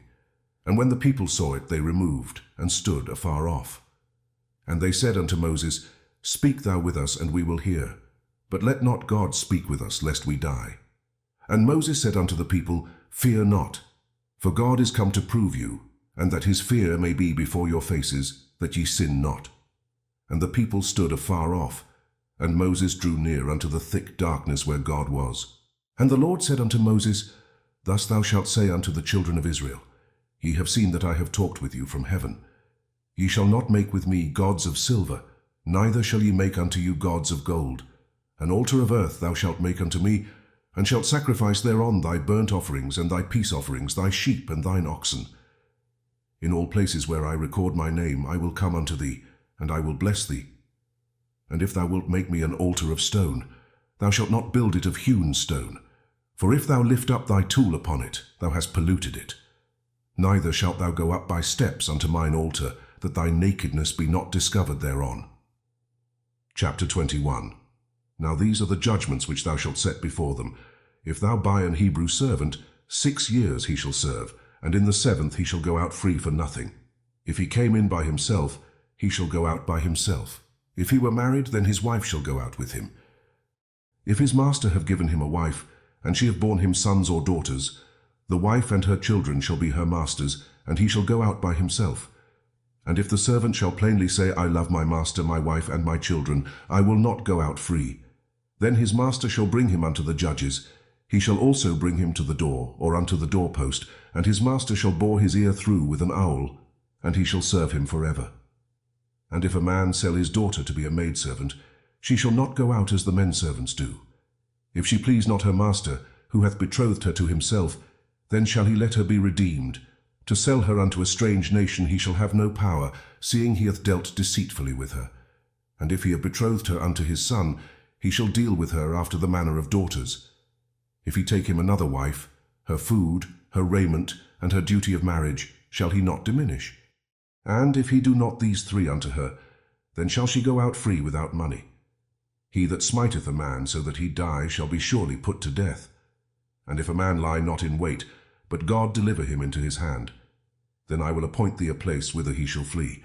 But if a man come presumptuously upon his neighbor, to slay him with guile, thou shalt take him from mine altar, that he may die. And he that smiteth his father or his mother shall be surely put to death. And he that stealeth a man and selleth him, or if he be found in his hand, he shall surely be put to death. And he that curseth his father or his mother shall surely be put to death. And if men strive together, and one smite another with a stone or with his fist, and he die not, but keepeth his bed, if he rise again and walk abroad upon his staff, then shall he that smote him be quit. Only he shall pay for the loss of his time, and shall cause him to be thoroughly healed. And if a man smite his servant or his maid with a rod, and he die under his hand, he shall be surely punished. Notwithstanding, if he continue a day or 2, he shall not be punished, for he is his money. If men strive and hurt a woman with child, so that her fruit depart from her, and yet no mischief follow, he shall be surely punished, according as the woman's husband will lay upon him, and he shall pay as the judges determine. And if any mischief follow, then thou shalt give life for life. eye for eye, tooth for tooth, hand for hand, foot for foot, burning for burning, wound for wound, stripe for stripe. And if a man smite the eye of his servant, or the eye of his maid, that it perish, he shall let him go free for his eye's sake. And if he smite out his manservant's tooth, or his maidservant's tooth, he shall let him go free for his tooth's sake. If an ox gore a man or a woman that they die, then the ox shall be surely stoned, and his flesh shall not be eaten, but the owner of the ox shall be quit. But if the ox were wont to push with his horn in time past, and it hath been testified to his owner, and he hath not kept him in, but that he hath killed a man or a woman, the ox shall be stoned, and his owner also shall be put to death. If there be laid on him a sum of money, then he shall give for the ransom of his life whatsoever is laid upon him. Whether he have gored a son or have gored a daughter, according to this judgment shall it be done unto him. If the ox shall push a manservant or a maidservant, he shall give unto their master 30 shekels of silver, and the ox shall be stoned. And if a man shall open a pit, or if a man shall dig a pit, and not cover it, and an ox or an ass fall therein, the owner of the pit shall make it good, and give money unto the owner of them, and the dead beast shall be his. And if one man's ox hurt another's, that he die, then they shall sell the live ox and divide the money of it, and the dead ox also they shall divide. Or if it be known that the ox hath used to push in time past, and his owner hath not kept him in, he shall surely pay ox for ox, and the dead shall be his own. Chapter 22. If a man shall steal an ox or a sheep and kill it or sell it, he shall restore 5 oxen for an ox and 4 sheep for a sheep. If a thief be found breaking up and be smitten that he die, there shall no blood be shed for him. If the sun be risen upon him, there shall be blood shed for him, for he should make full restitution. If he have nothing, then he shall be sold for his theft. If the theft be certainly found in his hand alive, whether it be ox or ass or sheep, he shall restore double. If a man shall cause a field or vineyard to be eaten, and shall put in his beast, and shall feed in another man's field, of the best of his own field, and of the best of his own vineyard, shall he make restitution. If fire break out, and catch in thorns, so that the stacks of corn, or the standing corn, or the field, be consumed therewith, he that kindled the fire shall surely make restitution.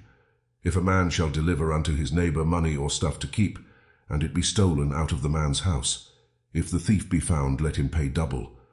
If the thief be not found, then the master of the house shall be brought unto the judges, to see whether he have put his hand unto his neighbour's goods.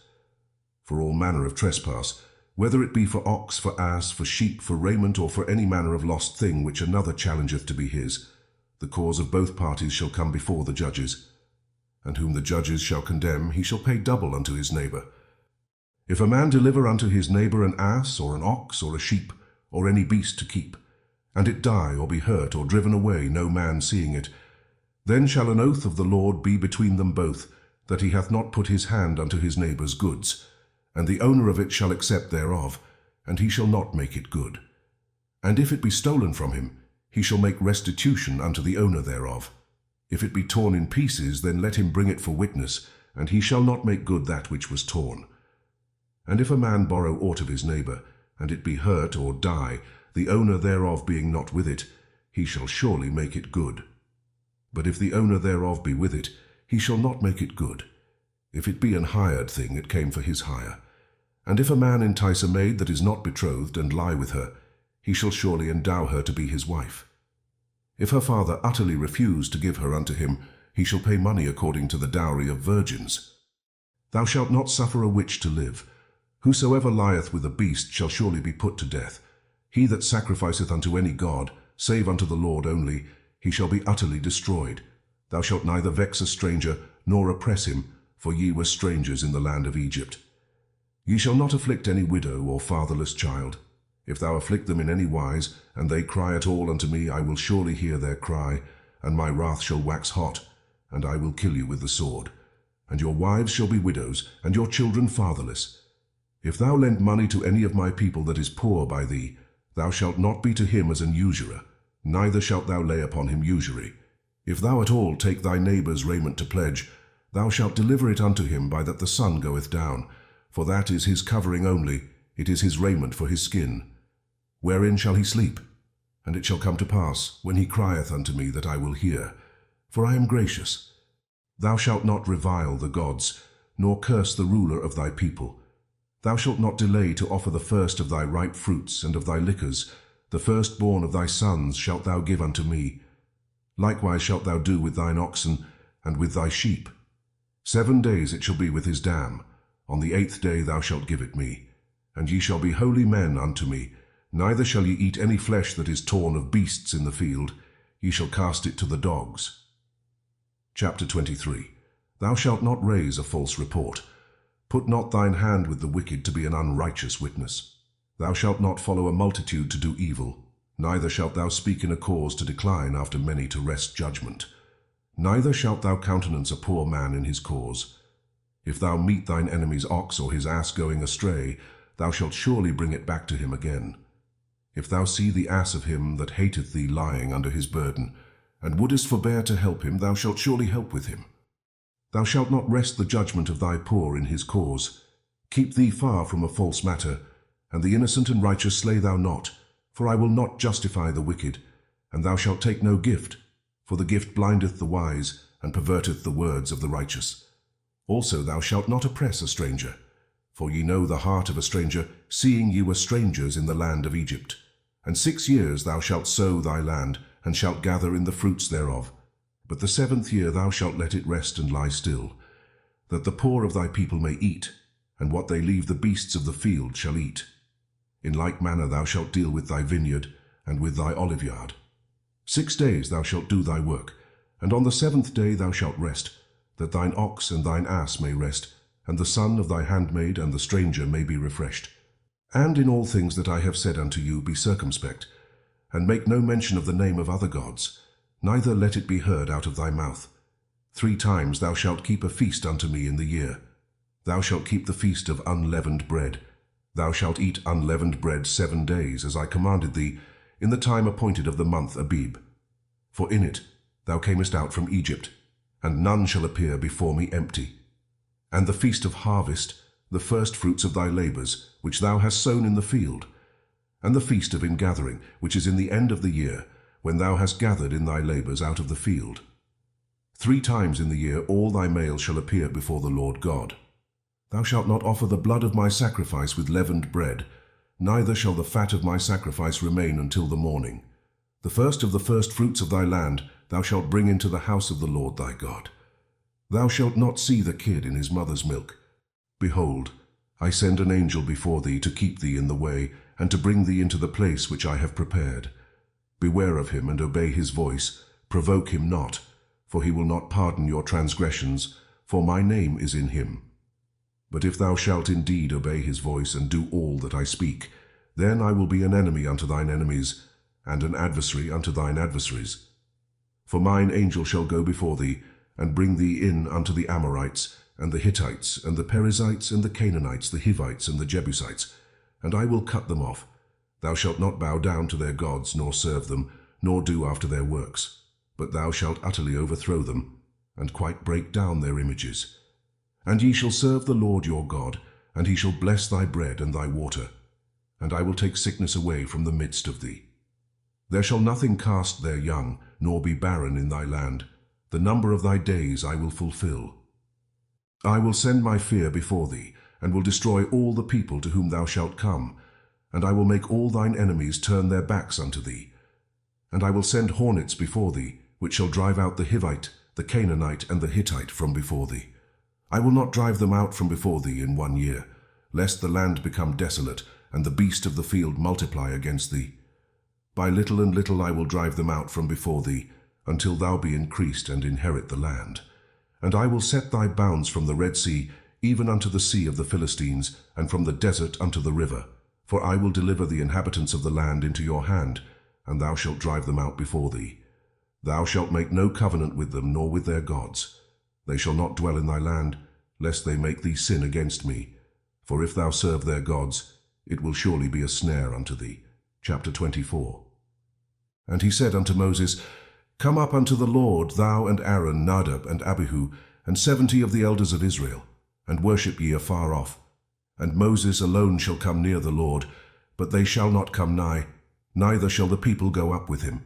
And Moses came and told the people all the words of the Lord, and all the judgments, And all the people answered with one voice and said, All the words which the Lord hath said will we do. And Moses wrote all the words of the Lord, and rose up early in the morning, and builded an altar under the hill, and 12 pillars, according to the 12 tribes of Israel. And he sent young men of the children of Israel, which offered burnt offerings, and sacrificed peace offerings of oxen unto the Lord. And Moses took half of the blood, and put it in basins, and half of the blood he sprinkled on the altar. And he took the book of the covenant, and read in the audience of the people. And they said, All that the Lord hath said will we do, and be obedient. And Moses took the blood, and sprinkled it on the people, and said, Behold the blood of the covenant, which the Lord hath made with you concerning all these words. Then went up Moses and Aaron, Nadab and Abihu, and 70 of the elders of Israel. And they saw the God of Israel, and there was under his feet as it were a paved work of a sapphire stone, and as it were the body of heaven in his clearness. And upon the nobles of the children of Israel he laid not his hand. Also they saw God, and did eat and drink. And the Lord said unto Moses, Come up to me into the mount, and be there. And I will give thee tables of stone, and a law, and commandments which I have written, that thou mayest teach them. And Moses rose up, and his minister Joshua, and Moses went up into the mount of God. And he said unto the elders, Tarry ye here for us, until we come again unto you. And behold, Aaron and Hur are with you. If any man have any matters to do, let him come unto them. And Moses went up into the mount, and a cloud covered the mount. And the glory of the Lord abode upon Mount Sinai, and the cloud covered it 6 days. And the 7th day he called unto Moses out of the midst of the cloud. And the sight of the glory of the Lord was like devouring fire on the top of the mount in the eyes of the children of Israel. And Moses went into the midst of the cloud, and gat him up into the mount. And Moses was in the mount 40 days and 40 nights. Chapter 25. And the Lord spake unto Moses, saying, Speak unto the children of Israel, that they bring me an offering. Of every man that giveth it willingly with his heart, ye shall take my offering. And this is the offering which ye shall take of them: gold and silver and brass and blue and purple and scarlet, and fine linen and goat's hair, and rams' skins dyed red, and badgers' skins and shittim wood, oil for the light, spices for anointing oil, and for sweet incense, onyx stones, and stones to be set in the ephod and in the breastplate. And let them make me a sanctuary, that I may dwell among them. According to all that I show thee, after the pattern of the tabernacle, and the pattern of all the instruments thereof, even so shall ye make it. And they shall make an ark of shittim wood. 2 cubits and a half shall be the length thereof, and 1 cubit and a half the breadth thereof, and 1 cubit and a half the height thereof. And thou shalt overlay it with pure gold, within and without shalt thou overlay it, and shalt make upon it a crown of gold round about. And thou shalt cast 4 rings of gold for it, and put them in the 4 corners thereof. And 2 rings shall be in the one side of it, and 2 rings in the other side of it. And thou shalt make staves of shittim wood, and overlay them with gold. And thou shalt put the staves into the rings by the sides of the ark, that the ark may be borne with them. The staves shall be in the rings of the ark, they shall not be taken from it, and thou shalt put into the ark the testimony which I shall give thee. And thou shalt make a mercy seat of pure gold. 2 cubits and a half shall be the length thereof, and 1 cubit and a half the breadth thereof. And thou shalt make 2 cherubims of gold, of beaten work shalt thou make them, in the 2 ends of the mercy seat. And make 1 cherub on the one end, and the other cherub on the other end. Even of the mercy seat shall ye make the cherubims on the 2 ends thereof. And the cherubims shall stretch forth their wings on high, covering the mercy seat with their wings, and their faces shall look one to another. Toward the mercy seat shall the faces of the cherubims be. And thou shalt put the mercy seat above upon the ark, and in the ark thou shalt put the testimony that I shall give thee. And there I will meet with thee, and I will commune with thee from above the mercy seat, from between the 2 cherubims which are upon the ark of the testimony, of all things which I will give thee in commandment unto the children of Israel. Thou shalt also make a table of shittim wood. 2 cubits shall be the length thereof, and 1 cubit the breadth thereof, and 1 cubit and a half the height thereof. And thou shalt overlay it with pure gold, and make thereto a crown of gold round about. And thou shalt make unto it a border of an hand breadth round about, and thou shalt make a golden crown to the border thereof round about. And thou shalt make for it 4 rings of gold, and put the rings in the 4 corners that are on the 4 feet thereof. Over against the border shall the rings be for places of the staves to bear the table. And thou shalt make the staves of shittim wood, and overlay them with gold, that the table may be borne with them. And thou shalt make the dishes thereof, and spoons thereof, and covers thereof, and bowls thereof, to cover withal. Of pure gold shalt thou make them. And thou shalt set upon the table shewbread before me alway. And thou shalt make a candlestick of pure gold. Of beaten work shall the candlestick be made. His shaft and his branches, his bowls, his knops, and his flowers shall be of the same. And 6 branches shall come out of the sides of it. 3 branches of the candlestick out of the one side, and 3 branches of the candlestick out of the other side. 3 bowls made like unto almonds, with a knop and a flower in one branch, and 3 bowls made like almonds in the other branch, with a knop and a flower. So in the 6 branches that come out of the candlestick, and in the candlesticks shall be 4 bowls made like unto almonds, with their knops and their flowers. And there shall be a knop under 2 branches of the same, and a knop under 2 branches of the same, and a knop under 2 branches of the same, according to the 6 branches that proceed out of the candlestick. Their knops and their branches shall be of the same, all it shall be one beaten work of pure gold. And thou shalt make the 7 lamps thereof, and they shall light the lamps thereof, that they may give light over against it. And the tongs thereof and the snuff dishes thereof shall be of pure gold. Of a talent of pure gold shall he make it with all these vessels. And look that thou make them after their pattern, which was showed thee in the mount. Chapter 26. Moreover thou shalt make the tabernacle with 10 curtains of fine twined linen, and blue, and purple, and scarlet. With cherubims of cunning work shalt thou make them. The length of one curtain shall be 28 cubits, and the breadth of one curtain 4 cubits. And every one of the curtains shall have one measure. The 5 curtains shall be coupled together one to another, and other 5 curtains shall be coupled one to another. And thou shalt make loops of blue upon the edge of the one curtain from the selvage in the coupling. And likewise shalt thou make in the uttermost edge of another curtain in the coupling of the second. 50 loops shalt thou make in the one curtain, and 50 loops shalt thou make in the edge of the curtain that is in the coupling of the second, that the loops may take hold one of another. And thou shalt make 50 taches of gold, and couple the curtains together with the taches, and it shall be one tabernacle. And thou shalt make curtains of goat's hair, to be a covering upon the tabernacle. 11 curtains shalt thou make. The length of one curtain shall be 30 cubits, and the breadth of one curtain 4 cubits. And the 11 curtains shall be all of one measure. And thou shalt couple 5 curtains by themselves, and 6 curtains by themselves, and shalt double the 6th curtain in the forefront of the tabernacle. And thou shalt make 50 loops on the edge of the one curtain that is outmost in the coupling, and 50 loops in the edge of the curtain which coupleth the second. And thou shalt make 50 taches of brass, and put the taches into the loops, and couple the tent together, that it may be one. And the remnant that remaineth of the curtains of the tent, the half curtain that remaineth, shall hang over the backside of the tabernacle. And a cubit on the one side, and a cubit on the other side of that which remaineth in the length of the curtains of the tent, it shall hang over the sides of the tabernacle on this side and on that side, to cover it. And thou shalt make a covering for the tent of rams' skins dyed red, and a covering above of badgers' skins. And thou shalt make boards for the tabernacle of shittim wood standing up. 10 cubits shall be the length of a board, and a cubit and a half shall be the breadth of one board. 2 tenons shall there be in one board, set in order one against another. Thus shalt thou make for all the boards of the tabernacle. And thou shalt make the boards for the tabernacle, 20 boards on the south side southward. And thou shalt make 40 sockets of silver under the 20 boards, 2 sockets under one board for his 2 tenons, and 2 sockets under another board for his 2 tenons. And for the second side of the tabernacle on the north side there shall be 20 boards, and there 40 sockets of silver, 2 sockets under one board, and 2 sockets under another board. And for the sides of the tabernacle westward thou shalt make 6 boards.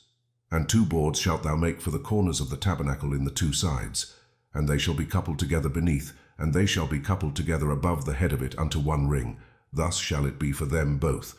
They shall be for the 2 corners, and they shall be 8 boards, and their sockets of silver, 16 sockets, 2 sockets under one board, and 2 sockets under another board.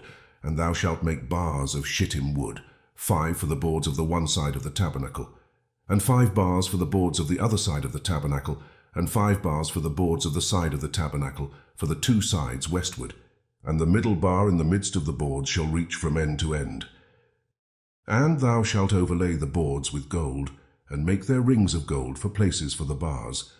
And thou shalt overlay the bars with gold. And thou shalt rear up the tabernacle according to the fashion thereof, which was showed thee in the mount. And thou shalt make a veil of blue and purple and scarlet, and fine twined linen of cunning work. With cherubims shall it be made. And thou shalt hang it upon 4 pillars of shittim wood overlaid with gold. Their hooks shall be of gold upon the 4 sockets of silver. And thou shalt hang up the veil under the taches, that thou mayest bring in thither within the veil the ark of the testimony. And the veil shall divide unto you between the holy place and the most holy. And thou shalt put the mercy seat upon the ark of the testimony in the most holy place. And thou shalt set the table without the veil, and the candlestick over against the table on the side of the tabernacle toward the south. And thou shalt put the table on the north side. And thou shalt make an hanging for the door of the tent, of blue and purple and scarlet and fine twined linen wrought with needlework. And thou shalt make for the hanging 5 pillars of shittim wood, and overlay them with gold, and their hooks shall be of gold. And thou shalt cast 5 sockets of brass for them. Chapter 27. And thou shalt make an altar of shittim wood, 5 cubits long, and 5 cubits broad. The altar shall be 4 square, and the height thereof shall be 3 cubits. And thou shalt make the horns of it upon the 4 corners thereof. His horns shall be of the same, and thou shalt overlay it with brass. And thou shalt make his pans to receive his ashes, and his shovels, and his basins, and his flesh hooks, and his fire pans. All the vessels thereof thou shalt make of brass. And thou shalt make for it a grate of network of brass, and upon the net shalt thou make 4 brasen rings in the 4 corners thereof. And thou shalt put it under the compass of the altar beneath, that the net may be even to the midst of the altar. And thou shalt make staves for the altar, staves of shittim wood, and overlay them with brass. And the staves shall be put into the rings, and the staves shall be upon the 2 sides of the altar to bear it. Hollow with boards shalt thou make it. As it was showed thee in the mount, so shall they make it. And thou shalt make the court of the tabernacle. For the south side southward there shall be hangings for the court of fine twined linen of 100 cubits long for one side, and the 20 pillars thereof, and their 20 sockets shall be of brass. The hooks of the pillars and their fillets shall be of silver. And likewise for the north side in length there shall be hangings of 100 cubits long, and his 20 pillars, and their 20 sockets of brass, the hooks of the pillars, and their fillets of silver. And for the breadth of the court on the west side shall be hangings of 50 cubits, their pillars 10, and their sockets 10. And the breadth of the court on the east side eastward shall be 50 cubits. The hangings of one side of the gate shall be 15 cubits, their pillars 3, and their sockets 3. And on the other side shall be hangings 15 cubits, their pillars 3, and their sockets 3. And for the gate of the court shall be an hanging of 20 cubits, of blue and purple and scarlet, and fine twined linen, wrought with needlework, and their pillars shall be 4, and their sockets 4. All the pillars round about the court shall be filleted with silver, their hooks shall be of silver, and their sockets of brass. The length of the court shall be 100 cubits, and the breadth 50 everywhere, and the height 5 cubits of fine twined linen, and their sockets of brass. All the vessels of the tabernacle in all the service thereof, and all the pins thereof, and all the pins of the court, shall be of brass. And thou shalt command the children of Israel, that they bring thee pure oil olive beaten for the light, to cause the lamp to burn always. In the tabernacle of the congregation without the veil, which is before the testimony, Aaron and his sons shall order it from evening to morning before the Lord. It shall be a statute for ever unto their generations on the behalf of the children of Israel. Chapter 28. And take thou unto thee Aaron thy brother, and his sons with him, from among the children of Israel, that he may minister unto me in the priest's office, even Aaron, Nadab, and Abihu, Eleazar, and Ithamar, Aaron's sons. And thou shalt make holy garments for Aaron thy brother, for glory and for beauty. And thou shalt speak unto all that are wise-hearted, whom I have filled with the spirit of wisdom, that they may make Aaron's garments to consecrate him, that he may minister unto me in the priest's office. And these are the garments which they shall make: a breastplate and an ephod, and a robe and a broidered coat, a mitre and a girdle. And they shall make holy garments for Aaron thy brother and his sons, that he may minister unto me in the priest's office. And they shall take gold, and blue, and purple, and scarlet, and fine linen. And they shall make the ephod of gold, of blue, and of purple, of scarlet, and fine twined linen, with cunning work. It shall have the 2 shoulder pieces thereof joined at the 2 edges thereof, and so it shall be joined together. And the curious girdle of the ephod, which is upon it, shall be of the same according to the work thereof, even of gold, of blue, and purple, and scarlet, and fine twined linen. And thou shalt take 2 onyx stones, and grave on them the names of the children of Israel, 6 of their names on one stone, and the other 6 names of the rest on the other stone, according to their birth. With the work of an engraver in stone, like the engravings of a signet, shalt thou engrave the 2 stones with the names of the children of Israel. Thou shalt make them to be set in ouches of gold. And thou shalt put the 2 stones upon the shoulders of the ephod for stones of memorial unto the children of Israel. And Aaron shall bear their names before the Lord upon his 2 shoulders for a memorial. And thou shalt make ouches of gold, and 2 chains of pure gold at the ends. Of wreathen work shalt thou make them, and fasten the wreathen chains to the ouches. And thou shalt make the breastplate of judgment with cunning work. After the work of the ephod thou shalt make it. Of gold, of blue, and of purple, and of scarlet, and of fine twined linen shalt thou make it. 4 square it shall be, being doubled. A span shall be the length thereof, and a span shall be the breadth thereof. And thou shalt set in it settings of stones, even 4 rows of stones. The first row shall be a sardius, a topaz, and a carbuncle. This shall be the first row. And the second row shall be an emerald, a sapphire, and a diamond. And the third row a ligure, an agate, and an amethyst. And the 4th row a beryl, and an onyx, and a jasper. They shall be set in gold in their enclosings. And the stones shall be with the names of the children of Israel, 12 according to their names, like the engravings of a signet. Every one with his name shall they be, according to the 12 tribes. And thou shalt make upon the breastplate chains at the ends of wreathen work of pure gold. And thou shalt make upon the breastplate 2 rings of gold, and shalt put the 2 rings on the 2 ends of the breastplate. And thou shalt put the 2 wreathen chains of gold in the 2 rings, which are on the ends of the breastplate. And the other 2 ends of the 2 wreathen chains thou shalt fasten in the 2 ouches, and put them on the shoulder pieces of the ephod before it. And thou shalt make 2 rings of gold, and thou shalt put them upon the 2 ends of the breastplate in the border thereof, which is in the side of the ephod inward. And 2 other rings of gold thou shalt make, and shalt put them on the 2 sides of the ephod underneath, toward the forepart thereof, over against the other coupling thereof, above the curious girdle of the ephod.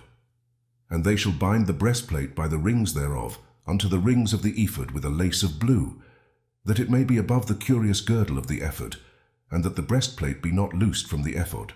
And Aaron shall bear the names of the children of Israel in the breastplate of judgment upon his heart, when he goeth in unto the holy place, for a memorial before the Lord continually. And thou shalt put in the breastplate of judgment the Urim and the Thummim. And they shall be upon Aaron's heart when he goeth in before the Lord, and Aaron shall bear the judgment of the children of Israel upon his heart before the Lord continually. And thou shalt make the robe of the ephod all of blue. And there shall be an hole in the top of it in the midst thereof. It shall have a binding of woven work round about the whole of it, as it were the hole of an habergeon, that it be not rent. And beneath upon the hem of it thou shalt make pomegranates of blue, and of purple, and of scarlet, round about the hem thereof, and bells of gold between them round about. A golden bell and a pomegranate, a golden bell and a pomegranate, upon the hem of the robe round about. And it shall be upon Aaron to minister, and his sound shall be heard when he goeth in unto the holy place before the Lord, and when he cometh out, that he die not. And thou shalt make a plate of pure gold, and grave upon it, like the engravings of a signet, holiness to the Lord. And thou shalt put it on a blue lace, that it may be upon the mitre. Upon the forefront of the mitre it shall be. And it shall be upon Aaron's forehead, that Aaron may bear the iniquity of the holy things, which the children of Israel shall hallow in all their holy gifts. And it shall be always upon his forehead, that they may be accepted before the Lord. And thou shalt embroider the coat of fine linen, and thou shalt make the mitre of fine linen, and thou shalt make the girdle of needlework. And for Aaron's sons thou shalt make coats, and thou shalt make for them girdles, and bonnets shalt thou make for them, for glory and for beauty. And thou shalt put them upon Aaron thy brother and his sons with him, and shalt anoint them, and consecrate them, and sanctify them, that they may minister unto me in the priest's office. And thou shalt make them linen breeches to cover their nakedness. From the loins even unto the thighs they shall reach, and they shall be upon Aaron and upon his sons, when they come in unto the tabernacle of the congregation, or when they come near unto the altar to minister in the holy place, that they bear not iniquity and die. It shall be a statute forever unto him and his seed after him. Chapter 29. And this is the thing that thou shalt do unto them to hallow them, to minister unto me in the priest's office. Take 1 young bullock and 2 rams without blemish, and unleavened bread, and cakes unleavened tempered with oil, and wafers unleavened anointed with oil. Of wheaten flour shalt thou make them. And thou shalt put them into 1 basket, and bring them in the basket with the bullock and the 2 rams. And Aaron and his sons thou shalt bring unto the door of the tabernacle of the congregation, and shalt wash them with water. And thou shalt take the garments, and put upon Aaron the coat and the robe of the ephod, and the breastplate, and gird him with the curious girdle of the ephod. And thou shalt put the mitre upon his head, and put the holy crown upon the mitre. Then shalt thou take the anointing oil, and pour it upon his head, and anoint him. And thou shalt bring his sons, and put coats upon them, and thou shalt gird them with girdles, Aaron and his sons, and put the bonnets on them. And the priest's office shall be theirs for a perpetual statute. And thou shalt consecrate Aaron and his sons. And thou shalt cause a bullock to be brought before the tabernacle of the congregation. And Aaron and his sons shall put their hands upon the head of the bullock. And thou shalt kill the bullock before the Lord, by the door of the tabernacle of the congregation. And thou shalt take of the blood of the bullock, and put it upon the horns of the altar with thy finger, and pour all the blood beside the bottom of the altar. And thou shalt take all the fat that covereth the inwards, and the caul that is above the liver, and the 2 kidneys, and the fat that is upon them, and burn them upon the altar.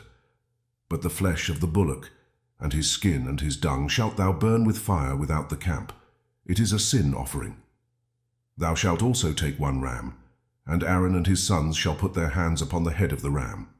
And thou shalt slay the ram, and thou shalt take his blood, and sprinkle it round about upon the altar.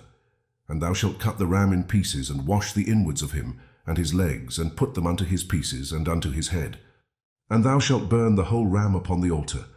It is a burnt offering unto the Lord. It is a sweet savour, an offering made by fire unto the Lord. And thou shalt take the other ram, and Aaron and his sons shall put their hands upon the head of the ram. Then shalt thou kill the ram, and take of his blood, and put it upon the tip of the right ear of Aaron, and upon the tip of the right ear of his sons, and upon the thumb of their right hand, and upon the great toe of their right foot. And sprinkle the blood upon the altar round about. And thou shalt take of the blood that is upon the altar, and of the anointing oil, and sprinkle it upon Aaron, and upon his garments, and upon his sons, and upon the garments of his sons with him. And he shall be hallowed, and his garments, and his sons' garments with him. Also thou shalt take of the ram the fat and the rump, and the fat that covereth the inwards, and the caul above the liver, and the 2 kidneys, and the fat that is upon them, and the right shoulder. For it is a ram of consecration. And 1 loaf of bread, and 1 cake of oiled bread, and 1 wafer out of the basket of the unleavened bread that is before the Lord. And thou shalt put all in the hands of Aaron, and in the hands of his sons, and shalt wave them for a wave offering before the Lord. And thou shalt receive them of their hands, and burn them upon the altar for a burnt offering, for a sweet savour before the Lord. It is an offering made by fire unto the Lord. And thou shalt take the breast of the ram of Aaron's consecration, and wave it for a wave offering before the Lord, and it shall be thy part. And thou shalt sanctify the breast of the wave offering, and the shoulder of the heave offering which is waved, and which is heaved up of the ram of the consecration, even of that which is for Aaron, and of that which is for his sons. And it shall be Aaron's and his sons by a statute forever from the children of Israel. For it is an heave offering, and it shall be an heave offering from the children of Israel of the sacrifice of their peace offerings, even their heave offering unto the Lord. And the holy garments of Aaron shall be his sons after him, to be anointed therein, and to be consecrated in them. And that son that is priest in his stead shall put them on 7 days, when he cometh into the tabernacle of the congregation to minister in the holy place. And thou shalt take the ram of the consecration, and seethe his flesh in the holy place. And Aaron and his sons shall eat the flesh of the ram, and the bread that is in the basket by the door of the tabernacle of the congregation. And they shall eat those things wherewith the atonement was made, to consecrate and to sanctify them. But a stranger shall not eat thereof, because they are holy. And if aught of the flesh of the consecrations or of the bread remain unto the morning, then thou shalt burn the remainder with fire. It shall not be eaten, because it is holy. And thus shalt thou do unto Aaron and to his sons according to all things which I have commanded thee. 7 days shalt thou consecrate them. And thou shalt offer every day a bullock for a sin offering for atonement. And thou shalt cleanse the altar when thou hast made an atonement for it, and thou shalt anoint it to sanctify it. 7 days thou shalt make an atonement for the altar and sanctify it, and it shall be an altar most holy. Whatsoever toucheth the altar shall be holy. Now this is that which thou shalt offer upon the altar: 2 lambs of the first year day by day continually. The one lamb thou shalt offer in the morning, and the other lamb thou shalt offer at even. And with the one lamb 1/10 deal of flour mingled with the 4th part of an hin of beaten oil, and the 4th part of an hin of wine for a drink offering. And the other lamb thou shalt offer at even, and shalt do thereto according to the meat offering of the morning, and according to the drink offering thereof for a sweet savour, an offering made by fire unto the Lord. This shall be a continual burnt offering throughout your generations at the door of the tabernacle of the congregation before the Lord, where I will meet you to speak there unto thee. And there I will meet with the children of Israel, and the tabernacle shall be sanctified by my glory. And I will sanctify the tabernacle of the congregation and the altar. I will sanctify also both Aaron and his sons to minister to me in the priest's office. And I will dwell among the children of Israel, and will be their God. And they shall know that I am the Lord their God, that brought them forth out of the land of Egypt, that I may dwell among them. I am the Lord their God. Chapter 30. And thou shalt make an altar to burn incense upon. Of shittim wood shalt thou make it. 1 cubit shall be the length thereof, and 1 cubit the breadth thereof. 4 square shall it be, and 2 cubits shall be the height thereof. The horns thereof shall be of the same. And thou shalt overlay it with pure gold, the top thereof, and the sides thereof round about, and the horns thereof. And thou shalt make unto it a crown of gold round about. And 2 golden rings shalt thou make to it under the crown of it, by the 2 corners thereof. Upon the 2 sides of it shalt thou make it, and they shall be for places for the staves to bear it withal. And thou shalt make the staves of shittim wood, and overlay them with gold. And thou shalt put it before the veil that is by the ark of the testimony, before the mercy seat that is over the testimony, where I will meet with thee. And Aaron shall burn thereon sweet incense every morning. When he dresseth the lamps, he shall burn incense upon it. And when Aaron lighteth the lamps at even, he shall burn incense upon it, a perpetual incense before the Lord throughout your generations. Ye shall offer no strange incense thereon, nor burnt sacrifice, nor meat offering, neither shall ye pour drink offering thereon.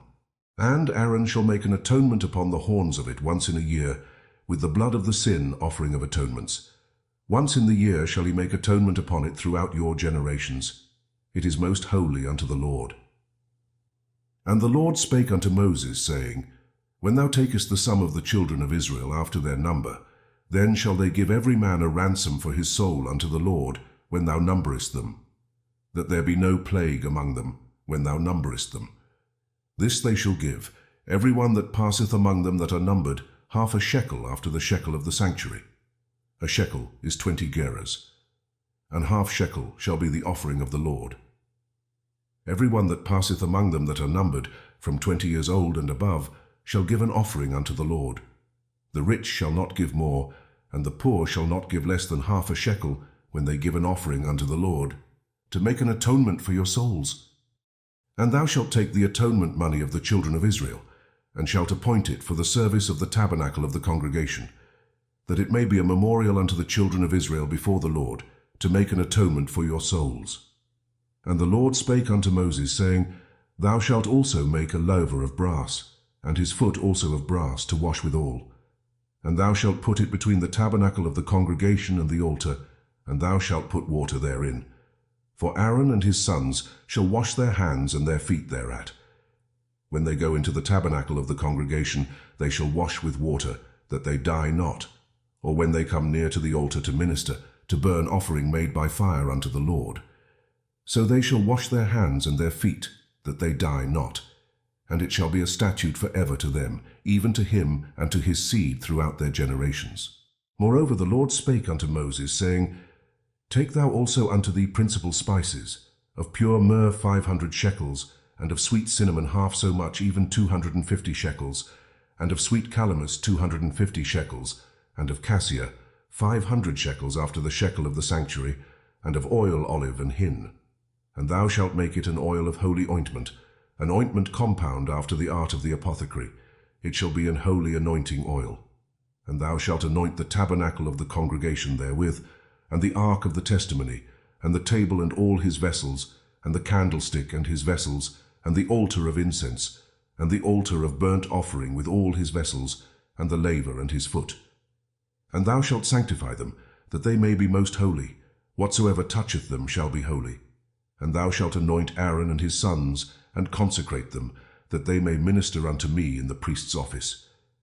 And thou shalt speak unto the children of Israel, saying, This shall be an holy anointing oil unto me throughout your generations. Upon man's flesh shall it not be poured, neither shall ye make any other like it, after the composition of it. It is holy, and it shall be holy unto you. Whosoever compoundeth any like it, or whosoever putteth any of it upon a stranger, shall even be cut off from his people. And the Lord said unto Moses, Take unto thee sweet spices, stacte and onycha and galbanum, these sweet spices with pure frankincense. Of each shall there be a like weight. And thou shalt make it a perfume, a confection after the art of the apothecary, tempered together, pure and holy. And thou shalt beat some of it very small, and put of it before the testimony in the tabernacle of the congregation where I will meet with thee. It shall be unto you most holy. And as for the perfume which thou shalt make, ye shall not make to yourselves according to the composition thereof. It shall be unto thee holy for the Lord. Whosoever shall make like unto that, to smell thereto, shall even be cut off from his people. Chapter 31. And the Lord spake unto Moses, saying, See, I have called by name Bezaleel the son of Uri, the son of Hur, of the tribe of Judah.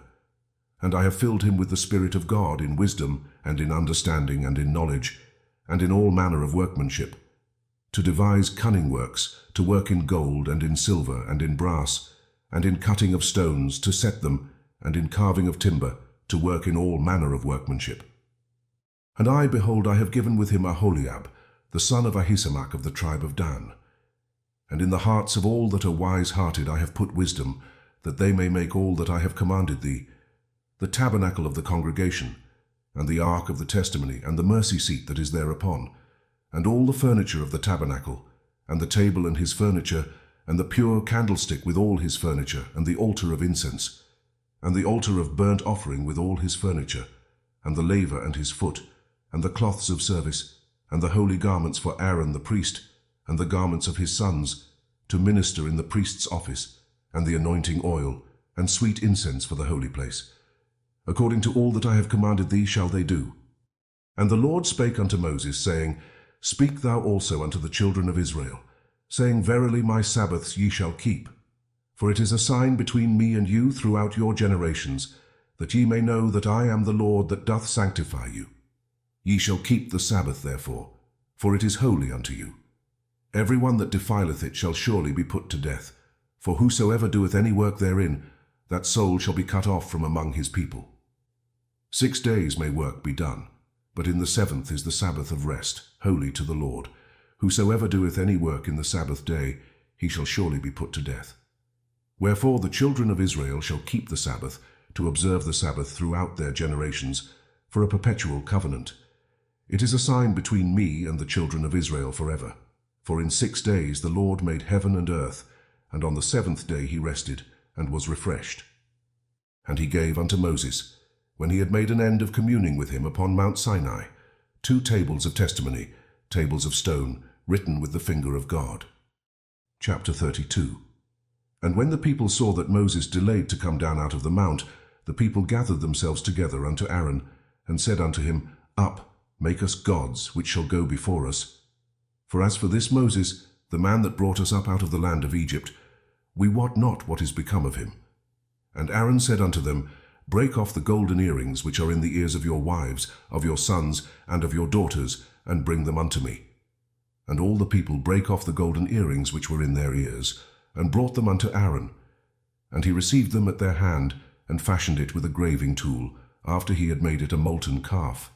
And they said, These be thy gods, O Israel, which brought thee up out of the land of Egypt. And when Aaron saw it, he built an altar before it. And Aaron made proclamation and said, Tomorrow is a feast to the Lord. And they rose up early on the morrow, and offered burnt offerings, and brought peace offerings. And the people sat down to eat and to drink, and rose up to play. And the Lord said unto Moses, Go, get thee down. For thy people, which thou broughtest out of the land of Egypt, have corrupted themselves. They have turned aside quickly out of the way which I commanded them. They have made them a molten calf, and have worshipped it, and have sacrificed thereunto, and said, These be thy gods, O Israel, which have brought thee up out of the land of Egypt. And the Lord said unto Moses, I have seen this people, and behold, it is a stiff-necked people.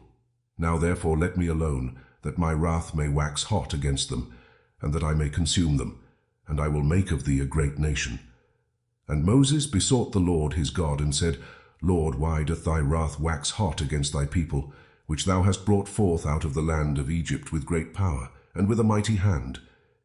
Wherefore should the Egyptians speak and say, For mischief did he bring them out, to slay them in the mountains, and to consume them from the face of the earth? Turn from thy fierce wrath, and repent of this evil against thy people.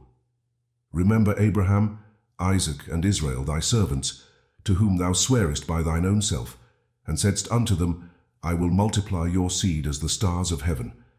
And all this land that I have spoken of will I give unto your seed, and they shall inherit it forever. And the Lord repented of the evil which he thought to do unto his people. And Moses turned, and went down from the mount, and the 2 tables of the testimony were in his hand. The tables were written on both their sides, on the one side and on the other were they written. And the tables were the work of God, and the writing was the writing of God, graven upon the tables. And when Joshua heard the noise of the people as they shouted, he said unto Moses, There is a noise of war in the camp. And he said, It is not the voice of them that shout for mastery, neither is it the voice of them that cry for being overcome, but the noise of them that sing do I hear. And it came to pass, as soon as he came nigh unto the camp, that he saw the calf and the dancing. And Moses' anger waxed hot, and he cast the tables out of his hands, and brake them beneath the mount. And he took the calf which they had made, and burnt it in the fire, and ground it to powder, and strawed it upon the water, and made the children of Israel drink of it. And Moses said unto Aaron, What did this people unto thee, that thou hast brought so great a sin upon them? And Aaron said, Let not the anger of my Lord wax hot. Thou knowest the people, that they are set on mischief. For they said unto me, Make us gods, which shall go before us. For as for this Moses, the man that brought us up out of the land of Egypt, we wot not what is become of him.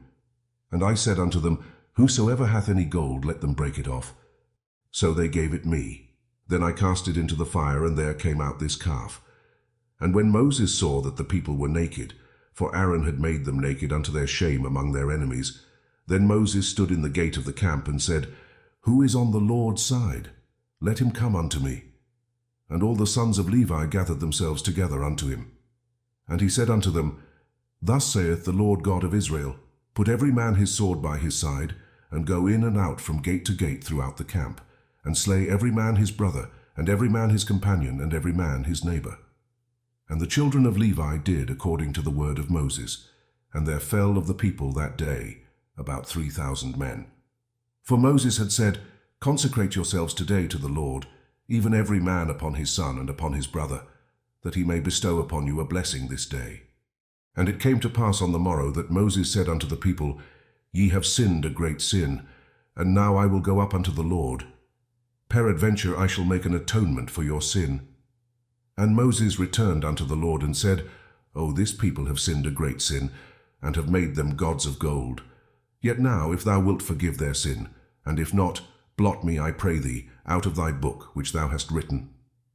And the Lord said unto Moses, Whosoever hath sinned against me, him will I blot out of my book.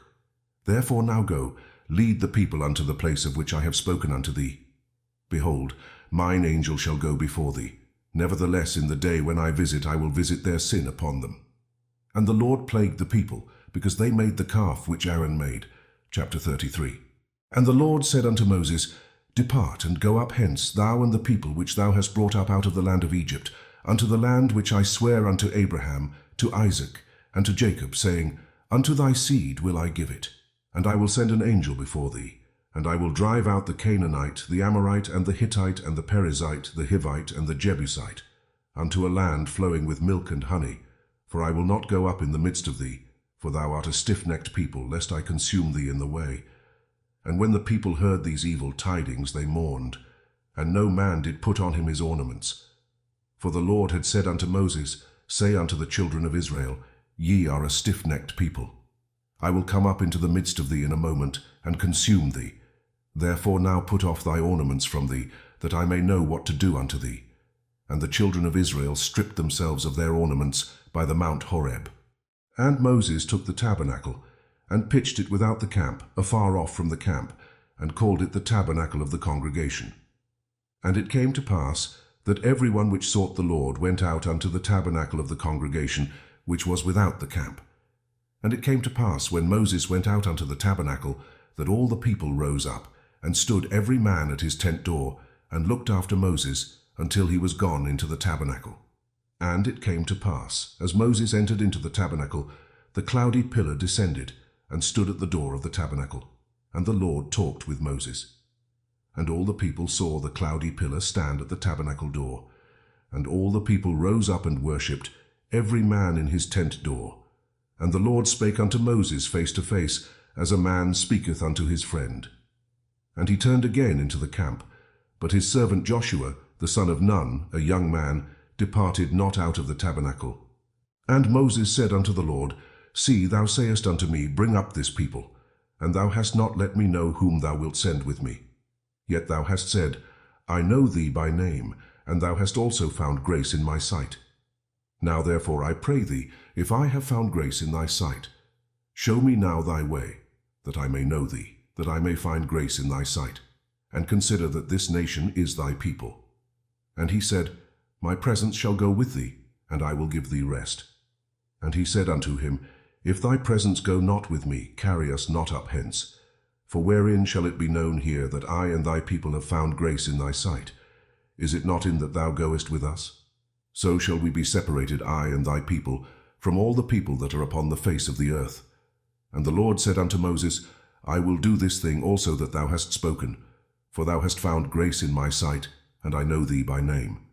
And he said, I beseech thee, show me thy glory. And he said, I will make all my goodness pass before thee, and I will proclaim the name of the Lord before thee, and will be gracious to whom I will be gracious, and will show mercy on whom I will show mercy. And he said, Thou canst not see my face, for there shall no man see me and live. And the Lord said, Behold, there is a place by me, and thou shalt stand upon a rock. And it shall come to pass, while my glory passeth by, that I will put thee in a clift of the rock, and will cover thee with my hand while I pass by. And I will take away mine hand, and thou shalt see my back parts, but my face shall not be seen. Chapter 34. And the Lord said unto Moses, Hew thee 2 tables of stone like unto the first. And I will write upon these tables the words that were in the first tables, which thou breakest. And be ready in the morning, and come up in the morning unto Mount Sinai, and present thyself there to me in the top of the mount.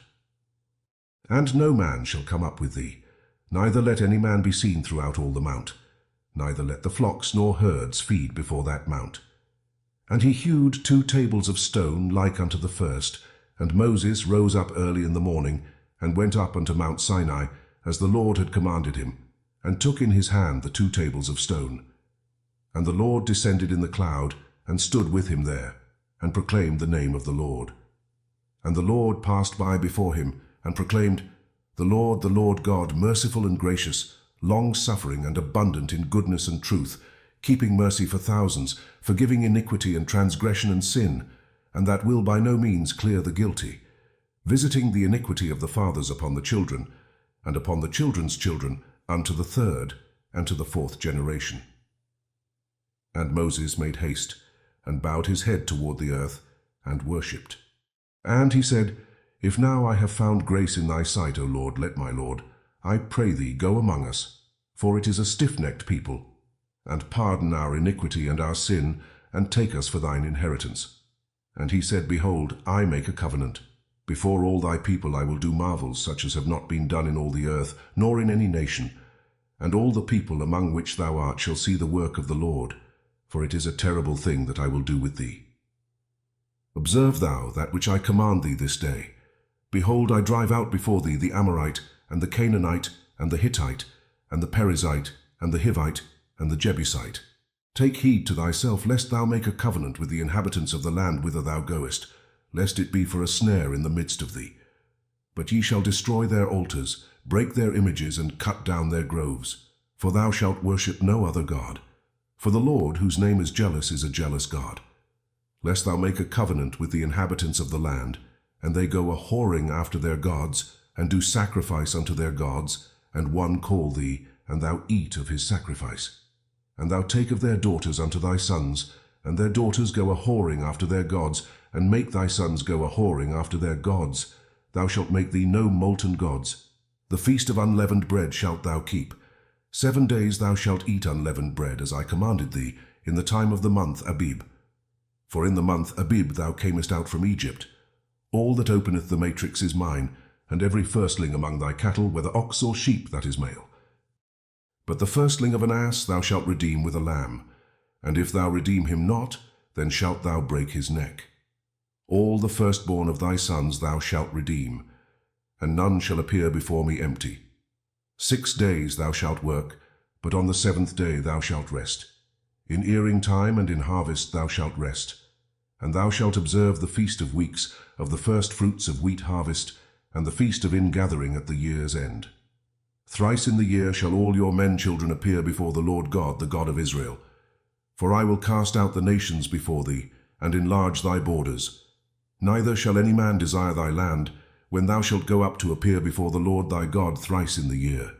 Thou shalt not offer the blood of my sacrifice with leaven, neither shall the sacrifice of the feast of the Passover be left unto the morning. The first of the firstfruits of thy land thou shalt bring unto the house of the Lord thy God. Thou shalt not see the kid in his mother's milk. And the Lord said unto Moses, Write thou these words, for after the tenor of these words I have made a covenant with thee and with Israel. And he was there with the Lord 40 days and 40 nights. He did neither eat bread nor drink water. And he wrote upon the tables the words of the covenant, the 10 commandments. And it came to pass, when Moses came down from Mount Sinai with the 2 tables of testimony in Moses' hand, when he came down from the mount, that Moses wist not that the skin of his face shone while he talked with him. And when Aaron and all the children of Israel saw Moses, behold, the skin of his face shone, and they were afraid to come nigh him. And Moses called unto them, and Aaron and all the rulers of the congregation returned unto him, and Moses talked with them. And afterward all the children of Israel came nigh, and he gave them in commandment all that the Lord had spoken with him in Mount Sinai. Until Moses had done speaking with them, he put a veil on his face. But when Moses went in before the Lord to speak with him, he took the veil off, until he came out. And he came out, and spake unto the children of Israel that which he was commanded. And the children of Israel saw the face of Moses, that the skin of Moses' face shone, and Moses put the veil upon his face again, until he went in to speak with him. Chapter 35. And Moses gathered all the congregation of the children of Israel together, and said unto them, These are the words which the Lord hath commanded, that ye should do them. 6 days shall work be done, but on the 7th day there shall be to you an holy day, a Sabbath of rest to the Lord. Whosoever doeth work therein shall be put to death. Ye shall kindle no fire throughout your habitations upon the Sabbath day. And Moses spake unto all the congregation of the children of Israel, saying, This is the thing which the Lord commanded, saying, Take ye from among you an offering unto the Lord. Whosoever is of a willing heart, let him bring it, an offering of the Lord, gold and silver and brass and blue and purple and scarlet, and fine linen and goat's hair, and rams' skins dyed red, and badgers' skins, and shittim wood, and oil for the light, and spices for anointing oil and for the sweet incense, and onyx stones and stones to be set for the ephod, and for the breastplate. And every wise-hearted among you shall come, and make all that the Lord hath commanded, the tabernacle, his tent and his covering, his taches and his boards, his bars, his pillars and his sockets, the ark and the staves thereof, with the mercy seat, and the veil of the covering, the table, and his staves, and all his vessels, and the shewbread, the candlestick also for the light, and his furniture, and his lamps, with the oil for the light, and the incense altar, and his staves, and the anointing oil, and the sweet incense, and the hanging for the door at the entering in of the tabernacle, the altar of burnt offering, with his brazen grate, his staves, and all his vessels, the laver and his foot, the hangings of the court, his pillars and their sockets, and the hanging for the door of the court, the pins of the tabernacle, and the pins of the court and their cords, the cloths of service, to do service in the holy place, the holy garments for Aaron the priest, and the garments of his sons, to minister in the priest's office. And all the congregation of the children of Israel departed from the presence of Moses. And they came, every one whose heart stirred him up, and every one whom his spirit made willing, and they brought the Lord's offering to the work of the tabernacle of the congregation, and for all his service, and for the holy garments. And they came, both men and women, as many as were willing-hearted, and brought bracelets and earrings and rings and tablets, all jewels of gold. And every man that offered an offering of gold unto the Lord. And every man with whom was found blue and purple and scarlet and fine linen, and goat's hair and red skins of rams and badgers' skins brought them. Every one that did offer an offering of silver and brass brought the Lord's offering, and every man with whom was found shittim wood for any work of the service brought it. And all the women that were wise-hearted did spin with their hands, and brought that which they had spun, both of blue and of purple, and of scarlet, and of fine linen. And all the women whose hearts stirred them up in wisdom spun goat's hair. And the rulers brought onyx stones and stones to be set, for the ephod, and for the breastplate, and spice and oil for the light, and for the anointing oil, and for the sweet incense. The children of Israel brought a willing offering unto the Lord, every man and woman, whose heart made them willing to bring for all manner of work, which the Lord had commanded to be made by the hand of Moses. And Moses said unto the children of Israel, See, the Lord hath called by name Bezaleel the son of Uri, the son of Hur of the tribe of Judah. And he hath filled him with the Spirit of God in wisdom, in understanding, and in knowledge, and in all manner of workmanship, and to devise curious works, to work in gold, and in silver, and in brass, and in the cutting of stones, to set them, and in carving of wood, to make any manner of cunning work. And he hath put in his heart that he may teach both he and Aholiab, the son of Ahisamach of the tribe of Dan. Them hath he filled with wisdom of heart, to work all manner of work, of the engraver, and of the cunning workman, and of the embroiderer, in blue, and in purple, in scarlet, and in fine linen, and of the weaver, even of them that do any work, and of those that devise cunning work. Chapter 36. Then wrought Bezaleel and Aholiab, and every wise-hearted man, in whom the Lord put wisdom and understanding, to know how to work all manner of work for the service of the sanctuary, according to all that the Lord had commanded. And Moses called Bezaleel and Aholiab, and every wise-hearted man, in whose heart the Lord had put wisdom, even every one whose heart stirred him up to come unto the work to do it. And they received of Moses all the offering, which the children of Israel had brought for the work of the service of the sanctuary, to make it withal. And they brought yet unto him free offerings every morning. And all the wise men, that wrought all the work of the sanctuary, came every man from his work which they made. And they spake unto Moses, saying, The people bring much more than enough for the service of the work, which the Lord commanded to make. And Moses gave commandment, and they caused it to be proclaimed throughout the camp, saying, Let neither man nor woman make any more work for the offering of the sanctuary. So the people were restrained from bringing, for the stuff they had was sufficient for all the work to make it, and too much. And every wise-hearted man among them that wrought the work of the tabernacle made 10 curtains of fine twined linen, and blue and purple and scarlet. With cherubims of cunning work made he them. The length of one curtain was 28 cubits, and the breadth of one curtain 4 cubits. The curtains were all of one size. And he coupled the 5 curtains one unto another, and the other 5 curtains he coupled one unto another. And he made loops of blue on the edge of one curtain from the selvage in the coupling. Likewise he made in the uttermost side of another curtain, in the coupling of the second. 50 loops made he in one curtain, and 50 loops made he in the edge of the curtain which was in the coupling of the second. The loops held one curtain to another. And he made 50 taches of gold, and coupled the curtains one unto another with the taches, so it became one tabernacle. And he made curtains of goat's hair for the tent over the tabernacle. 11 curtains he made them. The length of one curtain was 30 cubits, and 4 cubits was the breadth of one curtain. The 11 curtains were of one size. And he coupled 5 curtains by themselves, and 6 curtains by themselves.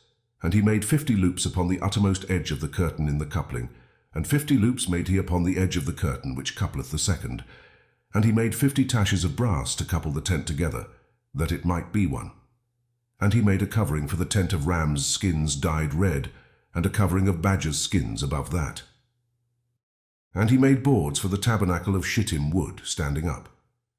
The length of a board was 10 cubits, and the breadth of a board 1 cubit and a half. One board had 2 tenons, equally distant one from another. Thus did he make for all the boards of the tabernacle. And he made boards for the tabernacle, 20 boards for the south side southward, and 40 sockets of silver he made under the 20 boards, 2 sockets under one board for his 2 tenons, and 2 sockets under another board for his 2 tenons. And for the other side of the tabernacle, which is toward the north corner, he made 20 boards, and their 40 sockets of silver, 2 sockets under one board, and 2 sockets under another board. And for the sides of the tabernacle westward he made 6 boards, and 2 boards made he for the corners of the tabernacle in the 2 sides, and they were coupled beneath, and coupled together at the head thereof to one ring. Thus he did to both of them in both the corners. And there were 8 boards, and their sockets were 16 sockets of silver, under every board 2 sockets. And he made bars of shittim wood, 5 for the boards of the one side of the tabernacle, and 5 bars for the boards of the other side of the tabernacle, and 5 bars for the boards of the tabernacle for the sides westward. And he made the middle bar, to shoot through the boards from the one end to the other. And he overlaid the boards with gold, and made their rings of gold to be places for the bars, and overlaid the bars with gold. And he made a veil of blue and purple and scarlet and fine twined linen. With cherubims made he it of cunning work, and he made thereunto 4 pillars of shittim wood, and overlaid them with gold. Their hooks were of gold, and he cast for them 4 sockets of silver. And he made an hanging for the tabernacle door of blue and purple and scarlet, and fine twined linen of needlework, and the 5 pillars of it with their hooks, and he overlaid their chapiters and their fillets with gold, but their 5 sockets were of brass. Chapter 37. And Bezaleel made the ark of shittim wood. 2 cubits and a half was the length of it, and a cubit and a half the breadth of it, and a cubit and a half the height of it. And he overlaid it with pure gold within and without, and made a crown of gold to it round about. And he cast for it 4 rings of gold, to be set by the 4 corners of it, even 2 rings upon the one side of it, and 2 rings upon the other side of it. And he made staves of shittim wood, and overlaid them with gold. And he put the staves into the rings by the sides of the ark, to bear the ark, and he made the mercy seat of pure gold. 2 cubits and a half was the length thereof, and 1 cubit and a half the breadth thereof. And he made 2 cherubims of gold. Beaten out of one piece made he them, on the 2 ends of the mercy seat. 1 cherub on the end on this side, and another cherub on the other end on that side. Out of the mercy seat made he the cherubims on the 2 ends thereof. And the cherubims spread out their wings on high, and covered with their wings over the mercy seat, with their faces one to another. Even to the mercy seatward were the faces of the cherubims. And he made the table of shittim wood. 2 cubits was the length thereof, and a cubit the breadth thereof, and a cubit and a half the height thereof. And he overlaid it with pure gold, and made thereunto a crown of gold round about. Also he made thereunto a border of an handbreadth round about, and made a crown of gold for the border thereof round about. And he cast for it 4 rings of gold, and put the rings upon the 4 corners that were in the 4 feet thereof. Over against the border were the rings, the places for the staves to bear the table. And he made the staves of shittim wood, and overlaid them with gold to bear the table. And he made the vessels which were upon the table, his dishes and his spoons and his bowls, and his covers to cover withal of pure gold. And he made the candlestick of pure gold. Of beaten work made he the candlestick. His shaft and his branch, his bowls, his knops, and his flowers were of the same. And 6 branches going out of the sides thereof, 3 branches of the candlestick out of the one side thereof, and 3 branches of the candlestick out of the other side thereof. 3 bowls made after the fashion of almonds in one branch, a knop and a flower. and 3 bowls made like almonds in another branch, a knop and a flower, so throughout the 6 branches going out of the candlestick. And in the candlestick were 4 bowls made like almonds, his knops and his flowers, and a knop under 2 branches of the same, and a knop under 2 branches of the same, and a knop under 2 branches of the same, according to the 6 branches going out of it. Their knops and their branches were of the same. All of it was one beaten work of pure gold. And he made his 7 lamps, and his snuffers, and his snuff dishes of pure gold. Of a talent of pure gold made he it, and all the vessels thereof. And he made the incense altar of shittim wood. The length of it was a cubit, and the breadth of it a cubit.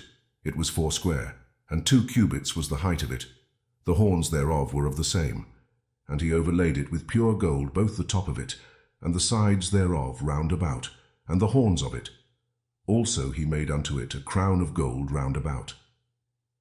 And he made 2 rings of gold for it under the crown thereof, by the 2 corners of it, upon the 2 sides thereof, to be places for the staves to bear it withal. And he made the staves of shittim wood, and overlaid them with gold. And he made the holy anointing oil, and the pure incense of sweet spices, according to the work of the apothecary. Chapter 38. And he made the altar of burnt offering of shittim wood. 5 cubits was the length thereof, and 5 cubits the breadth thereof. It was 4 square, and 3 cubits the height thereof. And he made the horns thereof on the 4 corners of it. The horns thereof were of the same, and he overlaid it with brass. And he made all the vessels of the altar, the pots and the shovels and the basins, and the flesh hooks, and the firepans. All the vessels thereof made he of brass. And he made for the altar a brazen grate of network under the compass thereof beneath, unto the midst of it. And he cast 4 rings for the 4 ends of the grate of brass, to be places for the staves. And he made the staves of shittim wood, and overlaid them with brass. And he put the staves into the rings on the sides of the altar, to bear it withal. He made the altar hollow with boards. And he made the laver of brass, and the foot of it of brass, of the looking glasses of the women assembling, which assembled at the door of the tabernacle of the congregation. And he made the court. On the south side southward the hangings of the court were of fine twined linen, 100 cubits. Their pillars were 20, and their brazen sockets 20. The hooks of the pillars and their fillets were of silver. And for the north side the hangings were 100 cubits. Their pillars were 20, and their sockets of brass 20, the hooks of the pillars and their fillets of silver. And for the west side were hangings of 50 cubits, their pillars 10, and their sockets 10, the hooks of the pillars and their fillets of silver. And for the east side eastward 50 cubits. The hangings of the one side of the gate were 15 cubits, their pillars 3, and their sockets 3. And for the other side of the court gate, on this hand and that hand, were hangings of 15 cubits, their pillars 3, and their sockets 3. All the hangings of the court round about were of fine twined linen. And the sockets for the pillars were of brass, the hooks of the pillars and their fillets of silver, and the overlaying of their chapiters of silver, and all the pillars of the court were filleted with silver. And the hanging for the gate of the court was needlework, of blue and purple and scarlet, and fine twined linen. And 20 cubits was the length, and the height in the breadth was 5 cubits, answerable to the hangings of the court. And their pillars were 4, and their sockets of brass 4, their hooks of silver, and the overlaying of their chapiters and their fillets of silver. And all the pins of the tabernacle and of the court round about were of brass. This is the sum of the tabernacle, even of the tabernacle of testimony, as it was counted, according to the commandment of Moses, for the service of the Levites, by the hand of Ithamar, son to Aaron the priest. And Bezaleel the son Uri, the son of Hur, of the tribe of Judah, made all that the Lord commanded Moses. And with him was Aholiab, son of Ahisamach, of the tribe of Dan, an engraver, and a cunning workman, and an embroiderer in blue and in purple and in scarlet and fine linen. All the gold that was occupied for the work in all the work of the holy place, even the gold of the offering, was 29 talents, and 730 shekels, after the shekel of the sanctuary.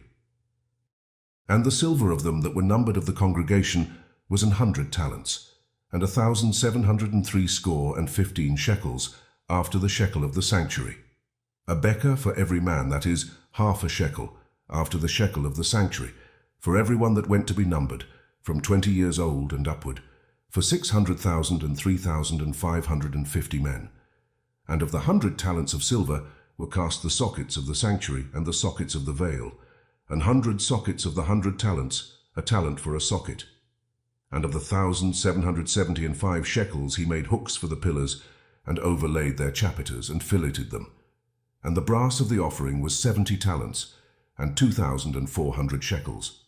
And therewith he made the sockets to the door of the tabernacle of the congregation, and the brazen altar, and the brazen grate for it, and all the vessels of the altar, and the sockets of the court round about, and the sockets of the court gate, and all the pins of the tabernacle, and all the pins of the court round about. Chapter 39.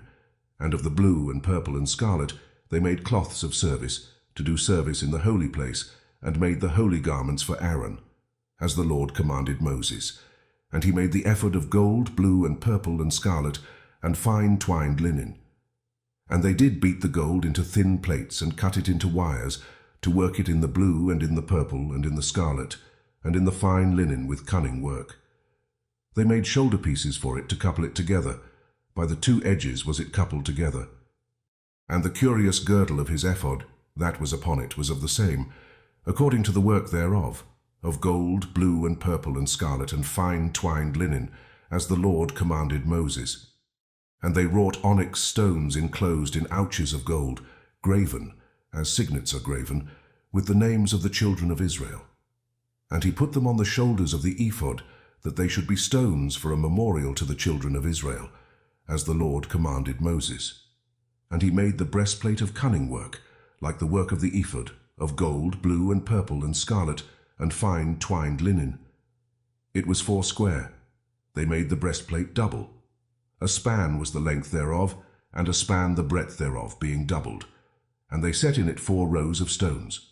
The first row was a sardius, a topaz and a carbuncle. This was the first row. And the second row, an emerald, a sapphire, and a diamond. And the third row, a ligure, an agate, and an amethyst. And the fourth row, a beryl, an onyx, and a jasper. They were enclosed in ouches of gold in their enclosings. And the stones were according to the names of the children of Israel, 12 according to their names, like the engravings of a signet, every one with his name according to the 12 tribes. And they made upon the breastplate chains at the ends, of wreathen work of pure gold. And they made 2 ouches of gold, and 2 gold rings, and put the 2 rings in the 2 ends of the breastplate. And they put the 2 wreathen chains of gold in the 2 rings on the ends of the breastplate. And the 2 ends of the 2 wreathen chains they fastened in the 2 ouches, and put them on the shoulder pieces of the ephod before it. And they made 2 rings of gold, and put them on the 2 ends of the breastplate, upon the border of it, which was on the side of the ephod inward. And they made 2 other golden rings, and put them on the 2 sides of the ephod underneath, toward the forepart of it, over against the other coupling thereof, above the curious girdle of the ephod. And they did bind the breastplate by his rings unto the rings of the ephod with a lace of blue, that it might be above the curious girdle of the ephod, and that the breastplate might not be loosed from the ephod, as the Lord commanded Moses. And he made the robe of the ephod of woven work, all of blue. And there was an hole in the midst of the robe, as the hole of an habergeon, with a band round about the hole, that it should not rend. And they made upon the hems of the robe pomegranates of blue, and purple, and scarlet, and twined linen, bind. And they made bells of pure gold, and put the bells between the pomegranates upon the hem of the robe, round about between the pomegranates. A bell and a pomegranate, a bell and a pomegranate, round about the hem of the robe to minister in, as the Lord commanded Moses. And they made coats of fine linen of woven work for Aaron and for his sons, and a mitre of fine linen, and goodly bonnets of fine linen, and linen breeches of fine twined linen, and a girdle of fine twined linen, and blue and purple and scarlet of needlework, as the Lord commanded Moses. And they made the plate of the holy crown of pure gold, and wrote upon it a writing like to the engravings of a signet, Holiness to the Lord. And they tied unto it a lace of blue to fasten it on high upon the mitre, as the Lord commanded Moses. Thus was all the work of the tabernacle of the tent of the congregation finished, and the children of Israel did according to all that the Lord commanded Moses. So did they. And they brought the tabernacle unto Moses, the tent, and all his furniture, his taches, his boards, his bars, and his pillars, and his sockets, and the covering of rams' skins dyed red, and the covering of badgers' skins, and the veil of the covering, the ark of the testimony, and the staves thereof, and the mercy seat, the table and all the vessels thereof, and the shewbread, the pure candlestick, with the lamps thereof, even with the lamps to be set in order, and all the vessels thereof, and the oil for light, and the golden altar, and the anointing oil, and the sweet incense, and the hanging for the tabernacle door, the brazen altar, and his grate of brass, his staves and all his vessels, the laver and his foot, the hangings of the court, his pillars and his sockets, and the hanging for the court gate, his cords and his pins, and all the vessels of the service of the tabernacle for the tent of the congregation, the cloths of service to do service in the holy place, and the holy garments for Aaron the priest and his sons' garments to minister in the priest's office. According to all that the Lord commanded Moses, so the children of Israel made all the work. And Moses did look upon all the work, and behold, they had done it as the Lord had commanded. Even so had they done it, and Moses blessed them. Exodus chapter 40. And the Lord spake unto Moses, saying, On the first day of the first month shalt thou set up the tabernacle of the tent of the congregation, and thou shalt put therein the ark of the testimony, and cover the ark with the veil. And thou shalt bring in the table, and set in order the things that are to be set in order upon it. And thou shalt bring in the candlestick, and light the lamps thereof. And thou shalt set the altar of gold for the incense before the ark of the testimony, and put the hanging of the door to the tabernacle. And thou shalt set the altar of the burnt offering before the door of the tabernacle of the tent of the congregation. And thou shalt set the laver between the tent of the congregation and the altar, and shalt put water therein. And thou shalt set up the court round about, and hang up the hanging at the court gate. And thou shalt take the anointing oil, and anoint the tabernacle, and all that is therein, and shalt hallow it, and all the vessels thereof, and it shall be holy. And thou shalt anoint the altar of the burnt offering, and all his vessels, and sanctify the altar, and it shall be an altar most holy. And thou shalt anoint the laver and his foot, and sanctify it. And thou shalt bring Aaron and his sons unto the door of the tabernacle of the congregation, and wash them with water. And thou shalt put upon Aaron the holy garments, and anoint him and sanctify him, that he may minister unto me in the priest's office. And thou shalt bring his sons, and clothe them with coats. And thou shalt anoint them, as thou didst anoint their father, that they may minister unto me in the priest's office. For their anointing shall surely be an everlasting priesthood throughout their generations. Thus did Moses, according to all that the Lord commanded him, so did he. And it came to pass in the first month in the second year, on the first day of the month, that the tabernacle was reared up. And Moses reared up the tabernacle, and fastened his sockets, and set up the boards thereof, and put in the bars thereof, and reared up his pillars. And he spread abroad the tent over the tabernacle, and put the covering of the tent above upon it, as the Lord commanded Moses. And he took and put the testimony into the ark, and set the staves on the ark, and put the mercy seat above upon the ark.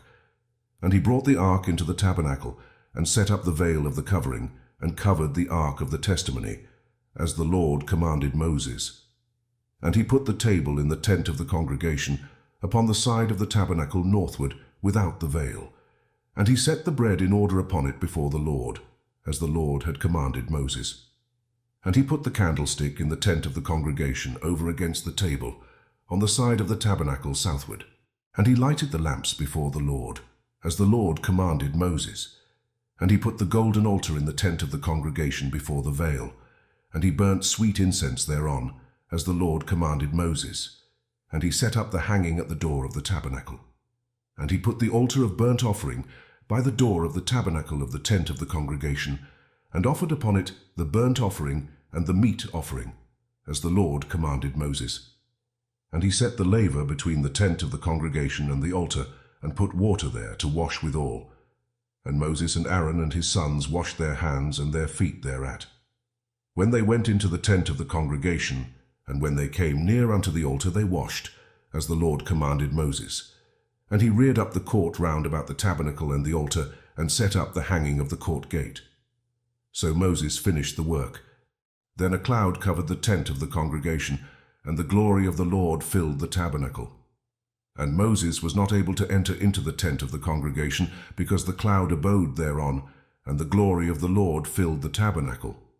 And when the cloud was taken up from over the tabernacle, the children of Israel went onward in all their journeys, But if the cloud were not taken up, then they journeyed not till the day that it was taken up. For the cloud of the Lord was upon the tabernacle by day, and fire was on it by night, in the sight of all the house of Israel, throughout all their journeys.